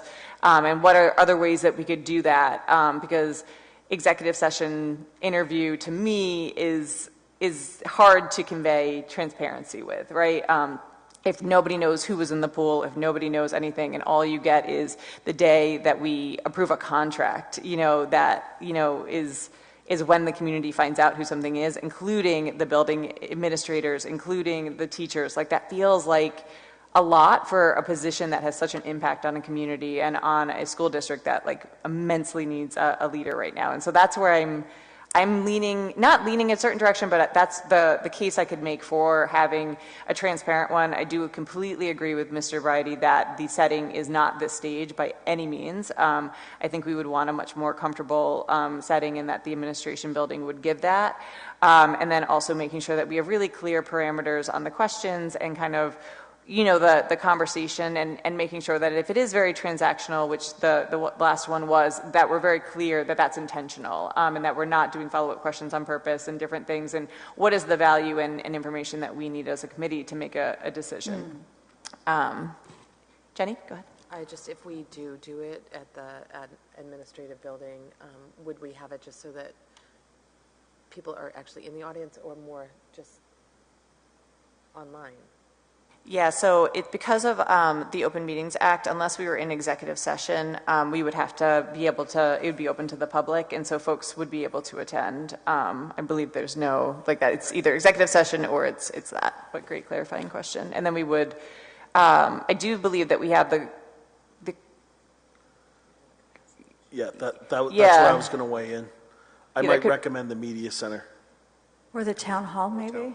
Town hall. We're not sure what the capacity of town hall is. I don't think it's definitely smaller than here, but it's not significantly larger than what the administration building can have. So that's something we can consider. Right. But I think it sounds like we have some consensus is if we do a public interview process, that we'll try to find a space that Other is than not on a stage in a large auditorium. So there seems to be, am I hearing Yes. the committee correctly? Yeah, I think so. One other thing, I know we had asked publicly at one other meeting that if people had thoughts, like people in the community, like pro, con, like public, not public, and we really only got one email on that subject. I didn't know if there was a way to maybe put that back out again to staff, teachers, and community members, like, not that would necessarily mean like, hey, if you say interview them in town square, we're going to do that, but just to try to get some input. I don't want to put any more work on the administration, but just like a quick Google form or something like, how would you want to see this done? Somebody might have a fabulous idea that we haven't thought of yet. Mike, could you do a quick survey? So I guess the question from the committee to the administration is, what's a way that we could efficiently and effectively, like maybe get some input from the building leaders or the teachers on like what a process to hire the superintendent in this district, like what would they feel might be effective for them, and we obviously have a very thoughtful screening committee that has been selected by the prior school committee with different roles, making sure to include folks that are in the different buildings, et cetera. But is there any way I want to balance we have many priorities and then also, the value and what we'll be able to do with that information, but any thoughts on that suggestion? If you were to do a survey, my recommendation would that it not be open-ended, meaning as far as people giving ideas. If you've got a couple of options that you wanted to give, whether it's would you prefer it be done in an executive session? Would you prefer it be done in a public session in a large auditorium? Would you prefer it be done in a public session in a smaller area, such as the high school media center? My concern would be if we are putting out a survey.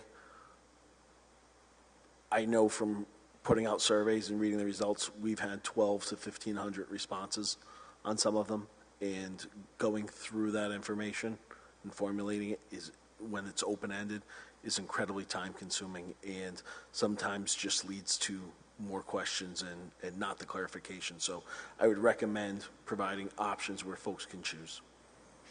Sorry, I just looked over at Joni and Bob, and they both look like they need M&Ms, which I don't think I have. So not to prolong the discussion. Yeah, no worries. Is there a way to do the majority of the interview in an executive session with then a few questions or one or two, something more simple? Yeah, that's an interesting perspective. I have seen that where I work. I've seen the actual interview questions be done with just like the committee, but then a public presentation of kind of philosophy and different things like that. And so that could be perhaps a good compromise. It would be public, but then it wouldn't be that like answering the questions on demand kind of vibe. And so there could be something there. But I feel like then you could have it here, we could have it in the media center, then they could come up here and do a presentation or however. Yeah. Yeah, I think that's a really interesting perspective. And I've seen that, like I said, go well for me at my work, because at least then the community gets an opportunity to see folks, but then they're not kind of like under that scope and that eye of having to answer the questions perfectly in front of the community, and they can prepare, et cetera. And when we've done those presentations, we haven't taken questions, or we've taken like prepared questions. So like, then they do a presentation and they answer one question from a student, one question from an administrator, one question from a community member, something like that. So it's an interesting suggestion, yeah. Other thoughts on, I do think, although I always like a good survey, that kind of the value and the time balance might be difficult in this scenario. But if the folks watching or any community members or teachers or students or anyone does have any perspective, they most certainly can email us. We have the school committee email address that hits all of us that I think is on the website now. And so maybe just getting some feedback from folks if they want to share it electronically that way. other thoughts, because I do want to move the conversation forward, but I do think Ms. Hoskins' suggestion of perhaps a combination could be effective, but that would definitely result in the finalist having to be public. And so that would just be something that we would have to consider and want to be transparent with the applicants about. So any thoughts on the opposite? So maybe we don't need to, I think, have all the details, but being able to communicate to NASDAQ, yes, we are probably going to have a public component of this interview process. Like, where are we on that? And if we feel like we want to make a motion, I would definitely welcome one at any point. I could, what was done in South Kingstown relative to the survey was that the consultant asked the general public, what qualities are you looking for in a superintendent? Mm-hmm. And then that was compiled, and the top 3 to 5 qualities were presented to the school committee as part of their deliberations. And then the other section was the questions that you're talking about. The questions came through for example, the union leadership. Questions were submitted to the president of the unions, and those questions were then forwarded to the consultant, and then they were added into the general questions that were provided by the consultant to the school committee. I think there were a total of 10 to 12 questions during the public interview. Yeah, so I think that is really interesting as well. And I know that at one point, but when we started this process before us, NASDAQ did do some community outreach and different things, but a lot has changed since then. And so maybe working with them on, I like that concept of getting some feedback on what qualities, are we looking for in a leader, to give some direction both to the screening committee and to us. I think is an interesting point, especially because that first initial part of the process happened a bit ago, and some things have changed since then. And I also like the suggestion that, or what South Kingstown did about allowing folks to submit questions. I think that's an interesting and nice way to involve the community as well. And so I would also advocate for, if we are doing some sort of transparent process where the last couple of candidates would be public, I would also advocate for, as part of their interview process, having at least them see a couple of the school buildings and different things. I think it's important to remember that we're trying to really entice and engage folks to accept a position if offered, and so taking them around and maybe having some part of that process, I think, is important too. So that would be something you wouldn't do if it was completely not, if all the candidates' names were not provided to the community, but if we are, I would advocate that be part of the process as well. Do we have a motion, or are we just, where are we at?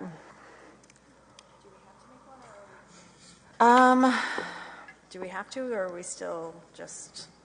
I feel like we have to. I mean, this process is so tight at this point. We're at almost the end of March. Okay. We're starting the process, and not letting these people know what the process is going to be.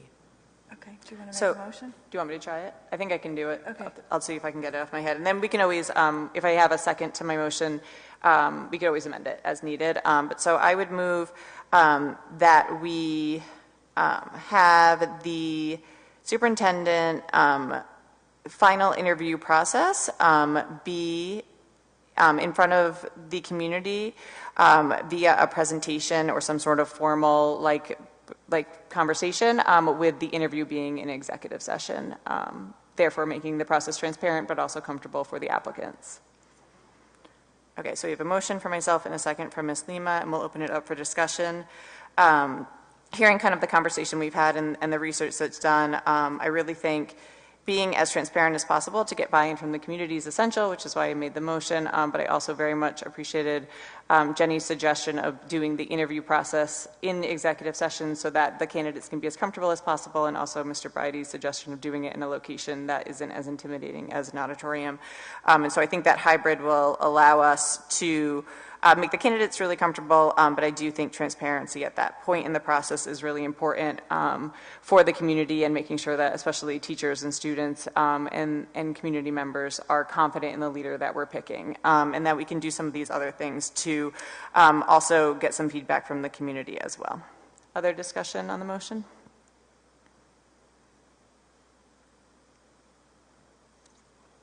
Okay, hearing none, I'll call for a vote. All those in favor, please say aye. Okay, any opposed, any abstentions, motion carries. So thank you so much for that discussion. I know it was a bit, but I think it's really important that we get this one right, as the next leader of our district is going to be a really important decision. And so we'll make sure to communicate that to Ms. Russo so that it can get communicated to NASDAQ. And I look forward to hearing an update from the screening committee once they're able to meet. And we'll also make sure that any conflicts with the dates get resolved if possible. Okay, moving on to the next item. The item is the Munis system upgrade support, and so can we get a motion, at least for discussion, so that we can have Mr. Waterman explain this one to us? So moved. Okay, so we have a motion from Mr. Case. Do we have a second? Second from Ms. Lima. Was that you, Jen? Oh, sorry, I was looking down. Thank you. And so we'll open it up to discussion, and so I'll turn it over, I believe, to Mr. Waterman to explain to us this one. Thank you. The Munis software is the software that we do all of our business and accounting, process payroll, keep the budget, pay our bills. It is due for an upgrade. That is the final upgrade date from the vendor is October 31st. It's been a process that was started a year ago when we had a full finance office. It has been a process that has been delayed, not just by us, but the vendor has also moved our date back as they're trying to move many clients. So if we had a full finance office, I would not be making this request here today. However, we have no choice but to complete this upgrade by October 31st.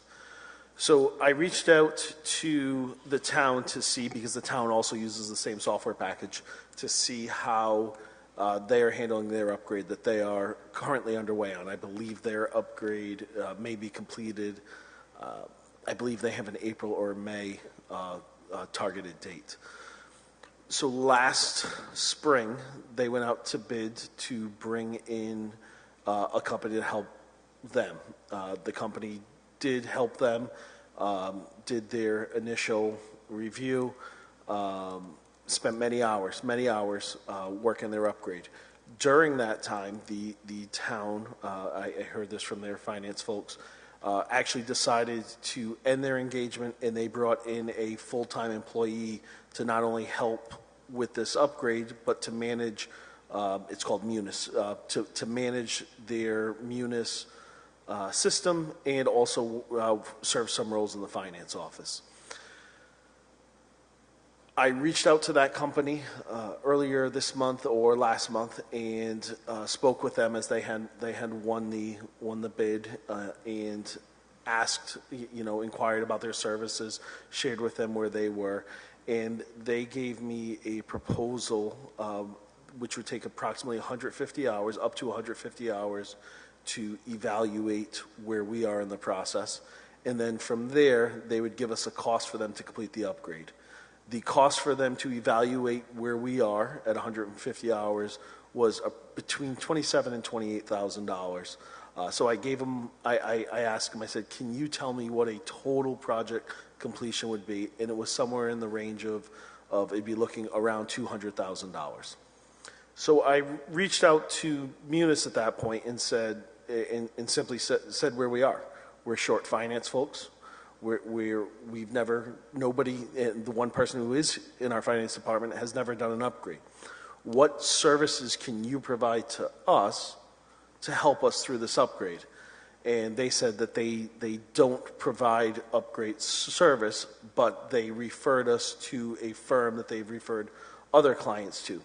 So I engaged with this other firm, Steph Russo, who's one of our former controllers, and actually one of our retired controllers, reviewed their proposal.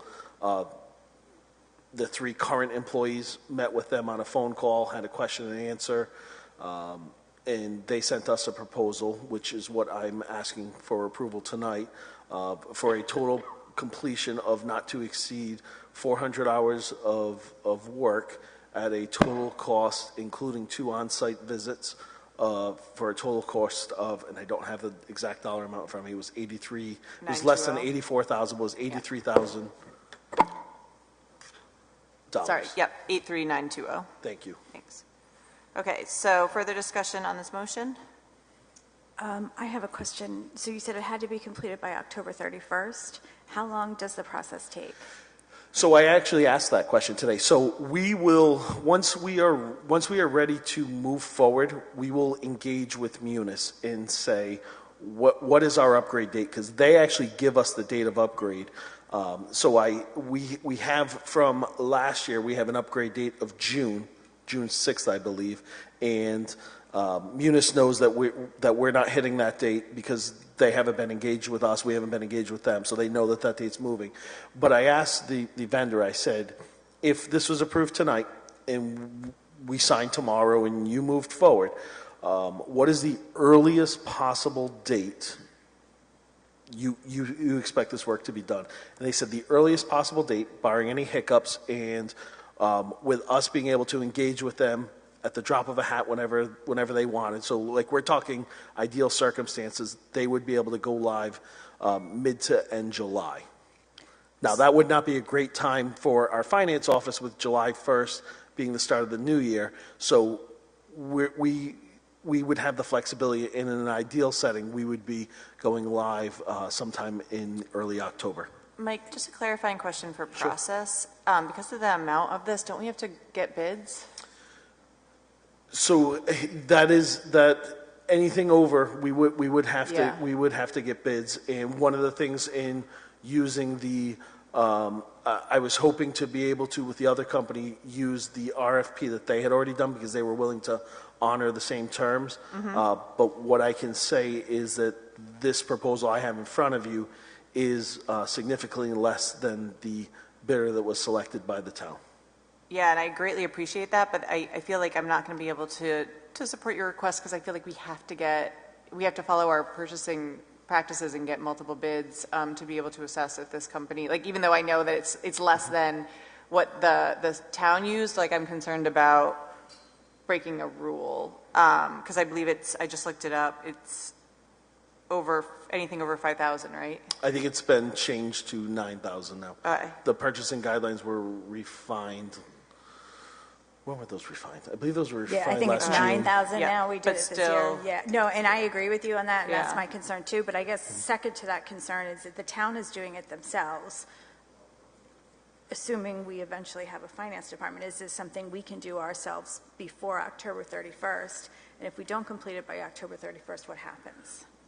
We don't process payroll. We don't pay bills. Okay, so that's a problem. Yeah. So and I've asked, is there a chance that October 31st date can move? And they've already so initially this drop dead date was last year, and they're also having the same capacity issue. So even if on tonight's agenda we were hiring a finance director and a controller to fill our 2 vacancies, even if those people were already trained in this specific software package, trying to do all the backlog work, not to mention all the current work, would still make an October date very challenging. All right, so I guess what I would say is, again, I want to say yes so bad, but I want to make sure that we're following our policies. And I'm happy to call a special meeting if it's a time issue, but I feel like I need to see the bids on this because of the price of the cost. So I'm going to have to vote no on this one. But I would, if we need to help expedite the timing for it or anything, Mike, please let us know. It will just be tough, given very tight timelines as far as to even get an RFP out there. I understand the policies. I understand this is going to be a very heavy lift. I know, I'm sorry. So what other options are there? Is there any agreement that we could have the person from the town come help us? Can we hire a temp to come in to do this who's trained in Munis? Like, what are the outside of the box options for this? That's what this is. This is hiring the people. I mean, anybody who knows Munis, so the first consultant was billing at $250 an hour. This one's billing at $180 an hour. We'd very quickly be over. I mean, a few days' work and we'd be over. We'd be in the same boat we are now. The town is currently the town is. I can certainly ask if the town can, but they are in the midst of their upgrade and budget season, and this person is working in the finance office. They're not familiar with our workflows, et cetera, et cetera, et cetera. we are set up differently. Is there something that we could utilize the RFP that they previously used to use the language from that? That would be my, I believe Bob Carenti calls it R&D, rip and duplicate. That would I call probably it be what professionally I would do. borrowing. Other questions, considerations? We actually don't have a motion. We just have a motion to discuss right now, so I don't, there's no action, but yeah. So Mike, if you go to RFP and you don't have anything in a timely fashion, can we revisit this, or no, this goes away? I don't know that answer. Unless the number was less than $9,000, there's no consideration like for a single bid, unless the single source form, I believe, would, like if there's a justification for single source, that could be an option, but I imagine that there's other companies that do this. 2 bids? I mean, just by virtue of the fact that you're talking about 2 different companies Yeah. that would fall under a sole source. Yeah, so. Is there any like emergency like bypass switch to get around the RFP option in a situation where like our payroll is going to be shut off in October if we can't do this? Does that rule, the rule comes from the town, I assume, Andrew? That's the one I'm looking at. Is it a school committee policy or is it a town of North Kingstown policy? It's a statute. It's It's a 4555-9. Yes and no. Procurement shall not exceed the aggregate amount of $10,000 for construction and $5,000 for all other purchases, unless they go out to bid. Yeah. Okay, so No, so I think the bid is unfortunately the only thing we can do, and so hopefully the town's language will be able to help move it forward, and then like I said, if we're able to do anything, and you need us to call a special meeting to move it forward, you know, I feel very badly, Mike, but I just want to make sure that we're following it, especially for a purchase like this, but I completely understand the need. Any other discussion on this one?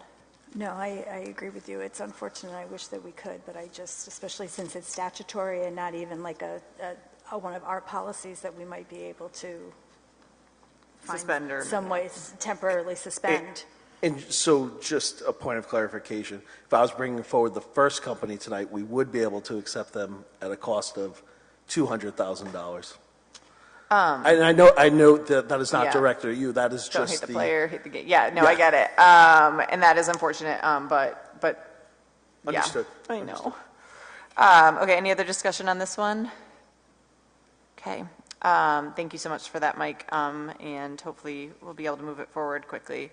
The next item on the agenda is district forums and document language. Can I get a motion for discussion? So moved. Okay, motion from Ms. Lima. Do we have a second? Second from Mr. Case. And so I'll turn it over to Ms. Lima for discussion. So this is just a follow-up from the recommendation that was made to the full school committee by the DEI subcommittee at their June 22nd, 2022 meeting. I just am hoping to get an update from administration on the request, and just as a reminder, that request was at that time that all district forms and documents, including Aspen and Canvas, be updated to reflect gender-neutral language, be inclusive of all family types, allow for multiple options for racial and ethnic identity, and be available in a family natives language. The goal would be to have these updated by the beginning of the 2022 school year. Now, obviously, that didn't happen, for the start of this school year, but I'd like to see something implemented and ready to go by the start of the 2023 school year. I know things have been crazy this year. There's been turnover and everything, and I understand that there may be issues with Aspen and Canvas, but I was hoping that we might be able to make some progress on our own internal district forms and letterhead. So I was hoping for some type of feedback. Okay, great. And so just to clarify too, I don't think we wanted to, I think for this agenda item, just having a conversation about making sure that the current school committee is aware of the outstanding request from last June, because we have had some transition. And also, I'm always curious when we're working with the administration on kind of needs and support. We obviously have multiple priorities and different things, but also honoring the past school committee and the request that was made and voted on at a former meeting. And so there's kind of that balance. And so, when looking at this and thinking about it, and actually we had an actual question about it that was not actually related to this agenda item as far as the registration form. Something that I think is really important, and I'm not sure if it should land with the policy subcommittee or if the administration wants to take a stab at it, is I definitely think with things like this, having some consistency is immensely important, and some agreed upon consistency, so that individuals, when they're doing different things or in their different roles, don't have to make judgment calls or make decisions, and that way we're not inadvertently doing something that is inconsistent, I guess, across the board. And so I don't know if there was any clarification there. And I'd also be curious on kind of where some of the barriers are for the administration, because I know from working with these hardworking folks, it's never due to a lack of want. It's always, something else. And so I'd be curious about that as well. Other discussion? Jenny, do you have something I can tell? No, I just think that I think some of it had to do with the barriers, like having to do with the state systems and the way everything talks to each other. Yeah, Mike, any thoughts on this one? So with regard specifically to the registration, because that's the most current, that was clearly a formatting issue. The person who had created that form had copied that question from a previous one, and if you look, it was the title of the question and the actual description of the question didn't even match. It was something that, knowing this person, I'm guessing they were working on it, got a phone call, got interrupted, so that we were able to very quickly resolve. Certainly some guidance on consistency would be helpful, but quite honestly, a day longer than 24 hours is what's necessary to get this work done at this point. Yeah, completely understood. People who would be working on this are currently working 2 roles. So really, it is a manpower issue. It is a time issue. It is when you say district forms and documents, that is a wide umbrella. Mm-hmm. So perhaps an area to focus it, and then perhaps focus it in an area that's fully staffed and established would be wonderful. And especially if we're talking about stuff we have control over. When you're talking about systems like Aspen and Canvas, Aspen is tied to the state reporting system. So we have to really, and we get a daily check on invalid data fields. Putting aside Aspen and Canvas, because I understand that those are hardware systems, I think the initial request as we presented it back in June was even to start with something simple as our letterhead and just insert gender on there to change it from not discriminate on the basis of sex to change it to just not discriminate on the basis of gender. So where would something like that fall? Like just a simple change of our letterhead. I say simple, understanding that it's not, but... Mm-hmm. Yeah, great question. I don't know where that starts, to be perfectly honest with you. I don't know if that, are you talking about I call it the blurb that's really small? Yes, on the bottom of the page, yep. So, yeah, I don't know where that, is that a universally adopted, is that specific to, is that citing any laws or anything? These are all questions that I really don't know the answers to. So just for clarification, because I wasn't here when the original motion was made, so some of the forms, I'm assuming, Mike, would land in kind of the tech land, right? So like when you're thinking about like programming, Aspen and different things, but then some are probably, if a teacher's creating a Google form, things like that. And so there's probably a wide variety of levels of difficulty, and then also folks that would be touching district forms and whatever the other word, it was district forms and something else, right? Documents, thank you. And so would something that maybe be able to help move this forward is if we, and Jen, I don't want to delay it, but I want to try to figure out a way for collaboration, because I know there's so many priorities, is if maybe we defer it back to the DEI subcommittee to maybe provide some guidance and some direction, and then also maybe some help with prioritization. Yeah, to help identify, for example, the letterhead, I'm happy to do that, but I would like to make the ask that letterhead form get changed. We asked for this in June, and I'm trying to be patient. No, it's okay, I understand. We asked for it in June of 2022, and that one to me seems to be a pretty low-hanging fruit and would just show that there is some movement being made on that. Yeah, I totally understand. I do agree on that one with Mr. Waterman is that we'll just have Andrew take a check and see if that was something that was approved by a school committee, that we would have to do something to augment it, because usually something official like that might be an official thing that the district had approved. But I am most certainly willing to have that conversation with the district lawyer, and then also look back into the archives to see if we need to have something on the agenda for the school committee to officially approve that language change, so then we can go forward there. Something else that I've noticed when making changes like that is giving some clarity to folks about what happens with documents that have the old things. So do we use them up? Do we destroy them and then move forward? And so when we do have that conversation, thinking through about some of those things to make sure that we're considering district budget impact and things like that. Do we actually have like actual paper letterhead still, or? Oh, I bet we do printed somewhere. Yeah. Some pile somewhere, yeah. So just things like that I think are important to consider. And so I understand the urgency and I understand the frustration with the delay, but also I want to make sure that we're trying to assist in helping be able to move it forward. 100%, And so, and I will very happily provide some assistance and some guidance with language and priorities on forms, but I would like to. But again, not you, Jen. I'd love for it to go back to the DEI subcommittee for that. Great. And then definitely thinking about possibly also maybe the policy committee also, Mike, to give you all some guidance and some help there as well. But maybe that can be secondary after the focus and prioritization. But I'll own the letterhead piece and see what we can figure out and see if we can get that on the next agenda. Any other discussion on this item? No, that's all I had. Thank you. Okay, everybody good? Okay. So we'll move forward onto new business. Oh, good, just a quick one, the calendar. Okay, so under new business, the next item is the SY 2023-2024 school calendar. Can we get a motion on that? You can do it however you want. I would like to have some discussion, but I would like to table this. I was just going to say, instead of tabling it, can we make a motion for administration to come back to us with the suggestions that the teachers recommended?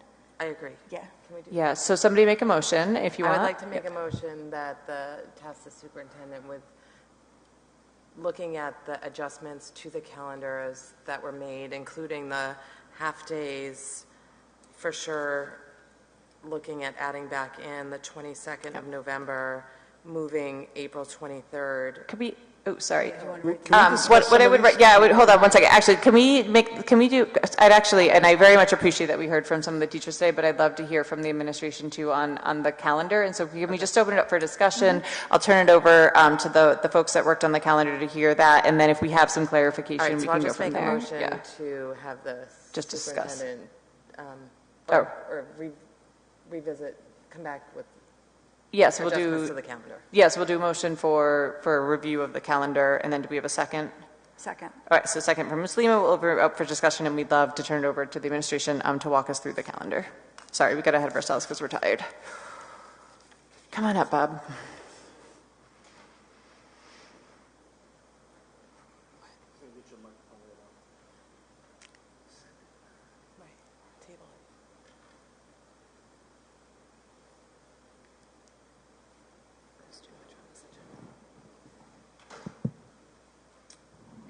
Thank you. You hear me okay? Well, good evening, everyone. It has been a long evening. Just quickly initiate the conversation about the calendar. We can't hear you. I'm sorry, or I can't hear you.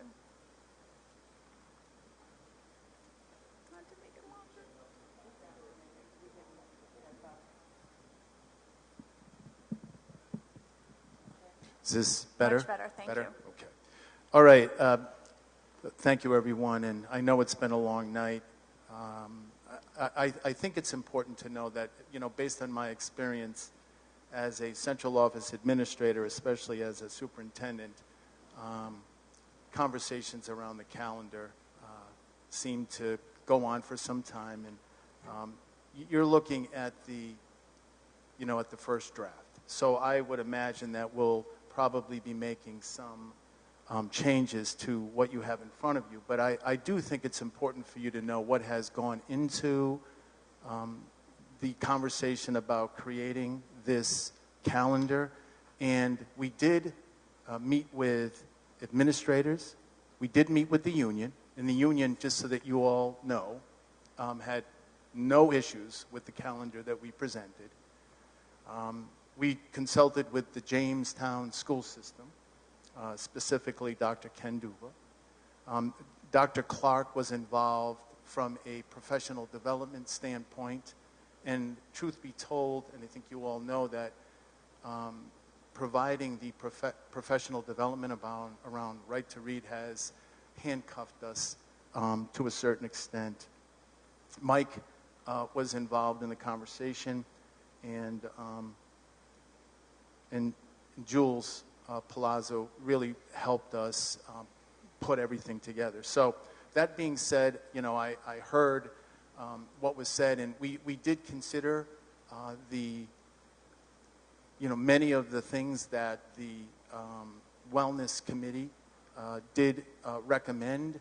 And we did, so for example, like the conversation about half days, and it doesn't mean that we can't revisit this, and I'm hearing that you would like us to do that, but we did consider the impact that it would have on, you know, parents. So that was a big part of our conversation. And again, it doesn't mean that we can't go back and reconsider those days. And particularly elementary age students, parents of elementary age students.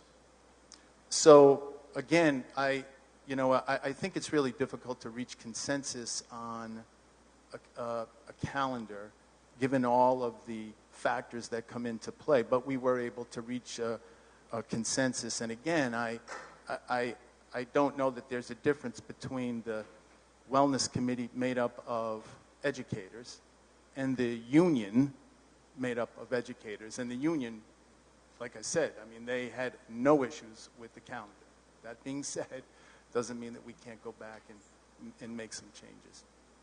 So, and I can't stress enough how the impact of this, right to read professional development that we are required to do has handcuffed us. But we do expect to have some flexibility in what we offer to staff from a professional development standpoint, because as we heard tonight, there are already some staff that have met their right to read requirements. So we have been giving that some consideration. So I don't know if it's necessary for us to go through the calendar. I mean, I just think some of the highlights just off the top of my head, and I have it written down, and I know you want to revisit this anyway, but we decided to do 3 of the professional developments days, of the 4 professional development days, the last week in August, and we wanted to do the 29th, 30th, and 31st, Tuesday, Wednesday, Thursday, that last week in August. We felt that it was appropriate to give everyone Friday off, and Monday is Labor Day anyway, so they would have a long weekend from Friday the 1st to Monday the 4th, and all students would start on the 5th. We did have a conversation about the day before Thanksgiving, and everyone was in agreement, and we again reached consensus with all of those groups that I mentioned that we would be in school, or North Kingstown would be in school on the Wednesday before Thanksgiving. And by the way, and I forgot to mention this, and I do think it's important. We used the RIDE calendar, that calendar that was sent to all of the districts statewide. We used that as a starting point for our conversation. All of the holidays, students will be in school, and again, that was a RIDE calendar recommendation. For example, historically, Good Friday has been a day that everyone has had off, but I think there was consensus on the fact that it was unfair for one religious holiday to be off and not those others. So that was definitely a part of the conversation as well. Christmas vacation would be that last week in December.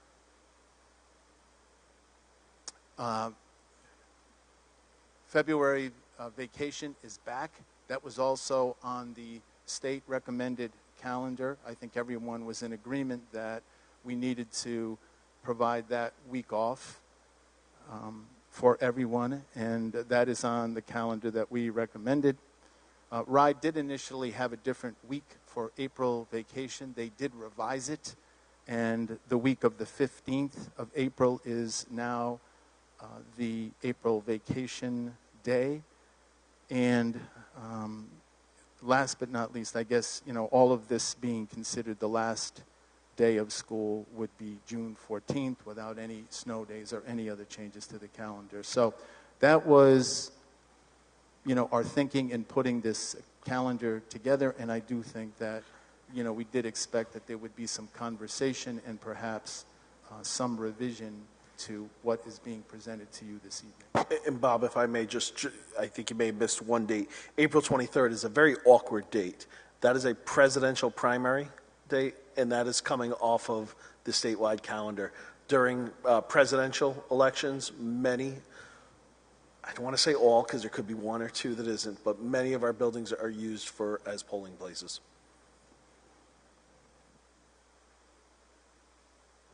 Mike, is that why the 23rd was picked? Yes, and that appeared on the statewide calendar, and I had to do a double take as to why are we, and I wonder if that's initially. I do agree that many kids are not going to be in school on the 22nd.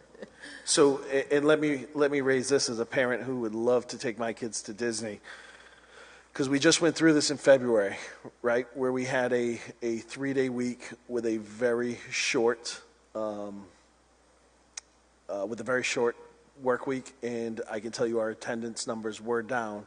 What would be the benefit, or what would be the, as a parent, looking at having April break off and then taking a 3-day, the kids only missing 3-day week and going to Disney during a non-prime week?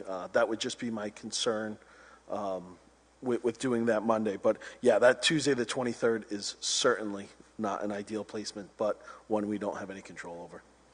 That makes sense. Yeah. Yep. Let's see if Bob if there's anything else, and then I'll open it up for questions. Wait, hold on. I want to just make sure that Bob is good on the presentation. Yeah, okay, great. Yeah, and I do. I want to thank everybody. I know a lot of work and a lot of consideration went into this. And to Bob's point, we're never going to find a perfect calendar where everyone's happy. But I do appreciate the conversation and appreciate the different views and perspectives on things as we try to make the conversation, and also trying to really center, of course, teacher wellness, and then also student wellness and learning. And so I'll open it up for conversation. And Gabriel has something to say. Gabriel, go ahead. I will do it quickly. Oh, wait, no, Gabriel gets to go first. What's that? Sorry, Gabriel. So the first thing I noticed, it says the high school senior project day is May 18th. That looks like a Saturday according to the calendar. I know that's usually on a Thursday, so might that be a typo? Yes, that may have been. So when this calendar was developed, it was making a copy of the last one that may absolutely, I'll check with Jules and. Gabe's like, I'm not coming in on a Saturday to do my senior project. No, it's a very good catch. Good job. I'm graduating, so I wouldn't have to deal with it anyways. Good pickup. One more aesthetic thing, the November 7th Parent-Teacher Conference Day, that is green, and the no school days are a reddish-orange. I would think that it might make sense to change the color of that, just in case if anyone is colorblind, just so they don't think it's a no school day. It could easily be missed. That is a no school day. Oh. But that's a special, so that is a special day in that there's no school for students, but teachers in K-8 come in, and that is the day they meet with parents. My mistake. No worries, though, because I think your point is valid, though, Gabriel, because if it was confusing to you, it might be confusing to others, and so something just to consider might be the color coding. And I think Gabriel brings up a really good point about making sure that we're clear with whatever we're doing in considering the fact that some people are colorblind and might not be able to see difference. So I think having it listed in different places helps, but also considering that is important, because if it was confusing to one, it could be confusing to others. So any other thoughts, Gabriel? Yes. I agree with the sentiments provided by the teachers regarding having Monday or Friday professional development days, especially with the March day. Instead of March 5th, I would say maybe Monday, March 11th. In the past 2 years, the March Professional Development Day has been on the Monday after the closing Sunday of the musical, and in my 2 years having that has been extremely helpful to the students in the musical. We have a very late night the previous night, and it is much appreciated by us not having to come to school the next day. So if that means anything, I think students would appreciate having the day after the musical off. I think it means something. And the only other thing, and I know some of these dates, especially the right to read dates, those are tied to line up with when the teachers, so the teachers have certain deadlines on when coursework must be done, because we still have between 45 and 50% of our teachers who, about 50 to 55% of our teachers will complete their right to read training this year, because depending on what you teach, you have a different amount of work to do. However, the other 45 to 50%, and also any new staff who will require what the staff is doing this year, they have deadlines on when that must be met. And I know Dr. Clark was, because we were originally looking, I think we originally had put it in that week, 1 week further, but that was going to not give the teachers the time they need to complete their coursework. So I know we are somewhat limited to that week. I know the other thing we tried to balance on this is not so much at the middle and high school levels where they have a day 1, day 2 rotation, and if you have a day, you skip it. But if you're a elementary child and art is your favorite class and it happens on a Monday, you happen to miss a lot of art classes. So there was some attention paid to trying to balance out where during the week it fell as well. So there are, as you mentioned, there are many considerations that do go into this. Yep, thanks, Gabe.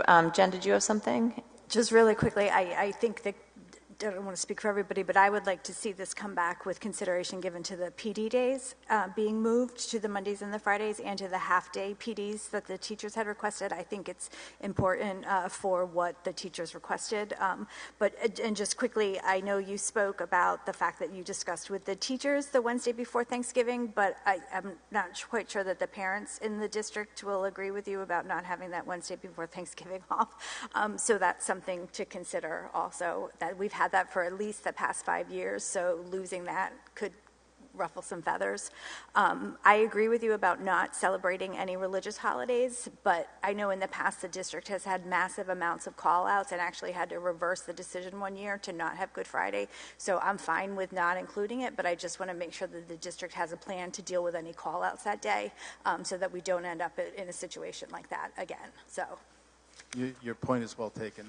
That certainly did come up in our conversation. Yeah, I do appreciate that day is not a day off, just because, to be consistent, if we're not taking Rosh Hashanah and Yom Kippur, like I understand that students most certainly need the accommodations to take those days, and that would also happen for the other religious holidays that are noted on this calendar, and I imagine some others. But I think some consistency there is actually good. So because that would be my next lead in it, that we're going to add Good Friday in. I would like to have discussions about what other holidays we're adding back exactly.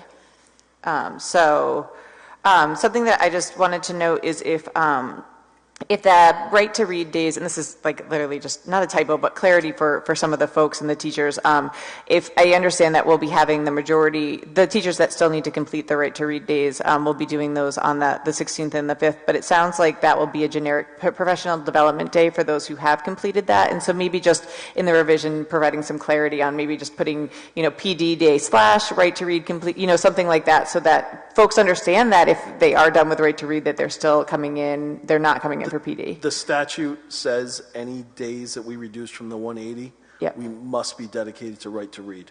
Okay. So folks who have completed right to read will look at what they've learned during right to read and implement that during that day. So the statute. What a journey. Okay. The statute well. Yep. No, I understand. Understood why it has to be noted that. So then maybe it's a communication thing. But it looks like Bob made some notes, so we'll see what that can look like. Any other thoughts or discussion for consideration before we see the calendar again?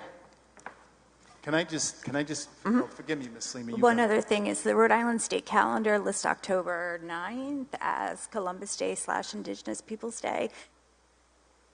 coming from me when you discuss the calendar a day for us to up that as everybody the heads up. Yeah, so could we look at, and perhaps, I don't know if RIDE's putting out any consideration on the calendars as far as Columbus Day and kind of the history and controversy surrounding that on calendars. I can imagine there's some discussions going on at RIDE as well. Yeah, RIDE has it listed on their calendar that way. It is listed. Different. Yeah, so if the administration could look into that, that would be greatly appreciated. Any other considerations right now? We obviously have some things, and then we can have this on the next agenda. If anyone has any additional thoughts, please provide it with the administration. And again, thank you so much for working on this. I know it's very challenging with the additional professional development, as well as trying to balance all the different things and making sure that we're educating students. So very, very much appreciate the second look at it. Thank you. Okay, so we are moving on. We are tabling item B, so that is actually going to help us in our time crunch. So we look forward to seeing a contract for the Director of People Personnel, correct?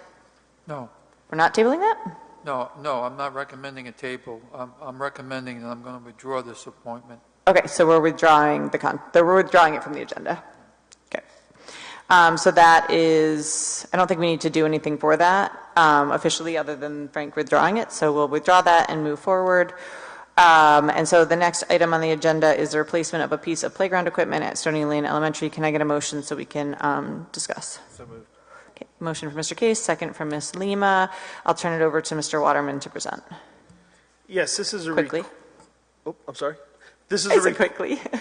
This is a request from Stony Lane to replace a piece of regularly broken equipment with a like piece of equipment.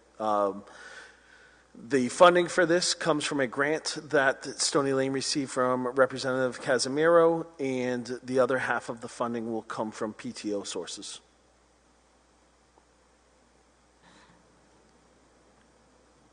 Okay. Other discussion on this item? Just clarification on the grant. Did it come from, I saw the check from the general treasurers. Was it like a grant that they had applied for or something? Do we know what the grant was? I did at one point. It's okay. I was just curious about what kind of funding sources Stony Lane had reached out and applied for. But that's okay. That's not what this is. Okay. So, other discussion on this one? And this is a sole source item? Yes, there's only one vendor what I suspect this company does is they only allow one vendor in a territory to have access to the equipment. Okay. Yep, that makes sense. Just another clarifying question. For the piece that is broken, so the funding, the check that they have is obviously for the $5,000. Does the PTO have the remaining money secured to move forward with this project? They do have it budgeted, yes. Budgeted? Do they have it actually? They have it in their budget of how they're going to spend the money that they have, yes. Okay, so they do have the actual money in their bank account? I confirm with the principal that they have it, yes. Okay, thank you. Any other clarifying questions, discussion on this? Rob, what's the face? No, I was just looking, it says it's a House grant instead of a Senate grant, so it came from the House of Representatives. Oh, understood. Oh, that's why it's crossed the HOU is House. Right. Understood. Any other discussion on this? So it's my only comment, and I'm going to vote to approve this, is that I think it's wonderful that Rep. Casimiro arranged this with Stony Lane, but I would like to see the same type of grants be extended to the other schools. Just, I don't know if this is something specific, like you said, that it was for a certain purpose, but if this is just a legislative grant, which I know are kind of things that she's able to secure, I would hope that all the schools will be able to take advantage of these types of things. I'm not sure if all principals know that they're able to apply for them or how to apply for them, so if there was a way that we could make sure that that information was disseminated, that would be great. Great. Any other discussion on this? If so, if not, and we feel like we have enough information, I would ask for a motion. I'll make a motion to approve. Okay, so we have a motion to approve from Ms. Lima and a second to approve from Mr. Case. Any further discussion? Okay, hearing none, we'll take the vote. All those in favor, please say aye. Aye. Any opposed? Any abstention? Motion carries. And that will move us on to item D, the approval of a vendor to utilize the 21st Century Technology and Future funds. Do we have a motion for this? And I would say maybe just put the motion for approval, and then we can always, even if you make that motion, doesn't mean you have to do it. I'll make a motion to approve. Okay, so I have a motion to approve from Ms. Lima. Do we have a second? Second. Second from Mr. Bridey, and we'll open it up to discussion. Again, Mike, I think this one is you. Yes. So this request here tonight is not a request to spend any actual dollar amount. If you recall, in the fall, the school department, again, I don't have the exact dollar amount in front of me, was awarded somewhere between $280,000 and $290,000 for furniture and technology use. That has a hard deadline of that money must be spent, not received, by June 30th of this year. I started going down all the options, and oh my God, what you can get for furniture is mind-boggling. So I reached out to, I inquired as to what other local schools are doing, and many of them had recommended Robert Lord. Robert Lord is, and he's not a person, he's a company. He is a member of the Massachusetts Higher Ed Purchasing Collaborative, which North Kingstown is a member of. So what I am proposing, what I would like to do is as Dr. Paolucci had said when we received I'm sorry, Mike, I got to pull this motion. There's no backup in the packet. So there's nothing to back up, because that's what I will bring to you next. Okay. I'm more or less seeking permission to move in this direction. use the vendor, okay. It doesn't, so it doesn't make sense for me to move in this vendor if you're not going to support once we get there. Okay, but there's no backup about the vendor at all? Like, there's nothing? Like, there's no written documentation at all? There's no agreement, there's nothing we're entering into. But there's not even like a screenshot of who they are Yeah, or anything you can like withdraw that? your motion, Jen, that's fine. I'm going to withdraw my motion. Okay. I'll move to, I don't know, open item D for discussion. Do we have a second? To I'll second discuss that. the approval? Yeah, I'll second Okay, so that. we have a second. So a new motion for myself, a second from Ms. Lima.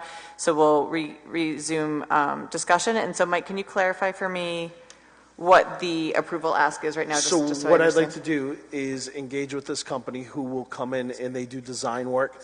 I would show them the media centers that we would be looking to upgrade, which would be the ones not impacted by the school construction. And what they would do is they would come up with design proposals on what they would propose and recommend. They would provide samples. This would all be done off of the purchasing consortium, which is in Massachusetts, obviously a bigger state. They have an MPA, which is specific to education. That's essentially what the Massachusetts Higher Ed Purchasing Consortium is it's a master price agreement. We are able to participate in it. What they would do is they would give us proposals, options. They would even bring in samples for the folks in the school to sample, and then again, kind of like the last piece of playground equipment, they have the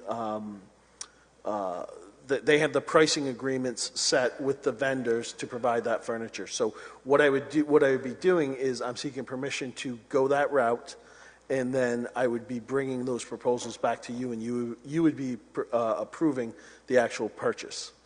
I guess my question would be, how much is this service going to cost, and does it fall within that same problem of the ranges? Because I know that there's definitely other ways to do this process. So we would be looking to spend between $280,000 and $290,000 on furniture. Not the actual furniture cost, sorry, let me clarify, the vendor part of it. Like, are we going to get in trouble for not doing, like, this is basically single sourcing a vendor where there's other companies that do this work, and so that's where my concern lies.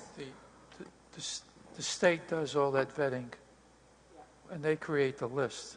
So we just have the ability to go to the list. So this company's on the state MPA? Not the state MPA. They're on the Massachusetts equivalent. Yeah, that's where I don't understand. If it was the Rhode Island MPA, I'd be like, great, this sounds lovely, let's go. But this is not the Rhode Island MPA, so I'm not comfortable. It's not the Rhode Island MPA, but it's and Andrew, feel free to Andrew's jump like, in. I got nothing for you. This is a purchasing consortium where. Unfortunately, I don't think I can support this one, Mike. I'm so sorry. I think for me to be able to feel confident in approving or putting forward even a motion to approve it, I totally understand that we need a company to do this. I know how difficult it is, and I've worked with folks in my professional life that do this work, but without having either a Rhode Island MPA for a company or 3 bids, like it'd be very difficult for me to approve this motion or this request. So I'm not gonna. That's my thought on it. If I don't know. Unless anybody else feels differently, I suggest we move on.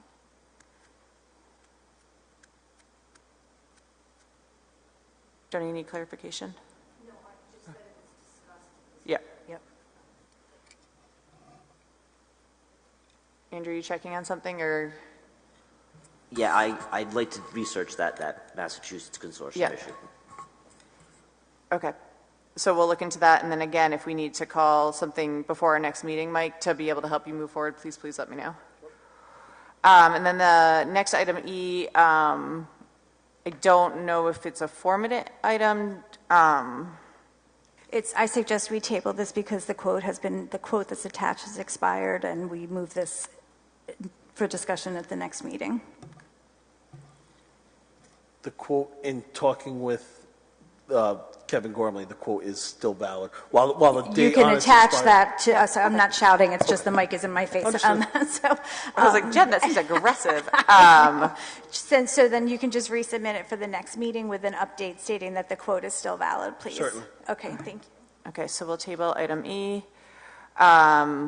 Correspondence, anything? Yeah, just really quickly, we have. Oops, sorry, hold on 1 second. We don't need a motion or a second to table, I don't believe. Or do we motion second and then no discussion? That's what it is. I'm sorry. So moved. All right, so we have thank you, Joni, for catching that. So we have a motion from Lissima. Do we have a second? Second.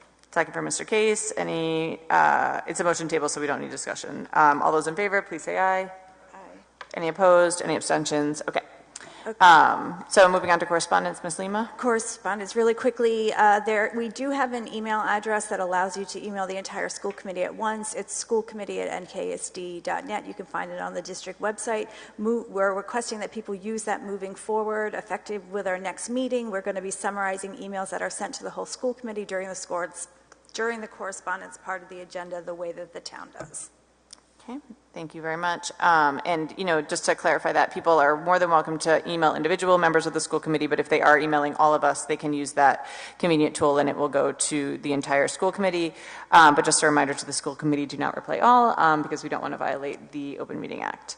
And then for the last item, which is a subcommittee report, that's very fast. You have 2 minutes, Jen. Luckily that meeting got canceled, so there is nothing to report. It's been rescheduled for Monday the 27th at 5 p.m. at the admin building. Okay, so DEI subcommittee rescheduled for March 20, say it again? 27, thank you. Motion to adjourn. Thank you. Motion to adjourn from Mr. Case, second from Ms. Hoskins. All those in favor? So moved. 9:58. Thank you so much.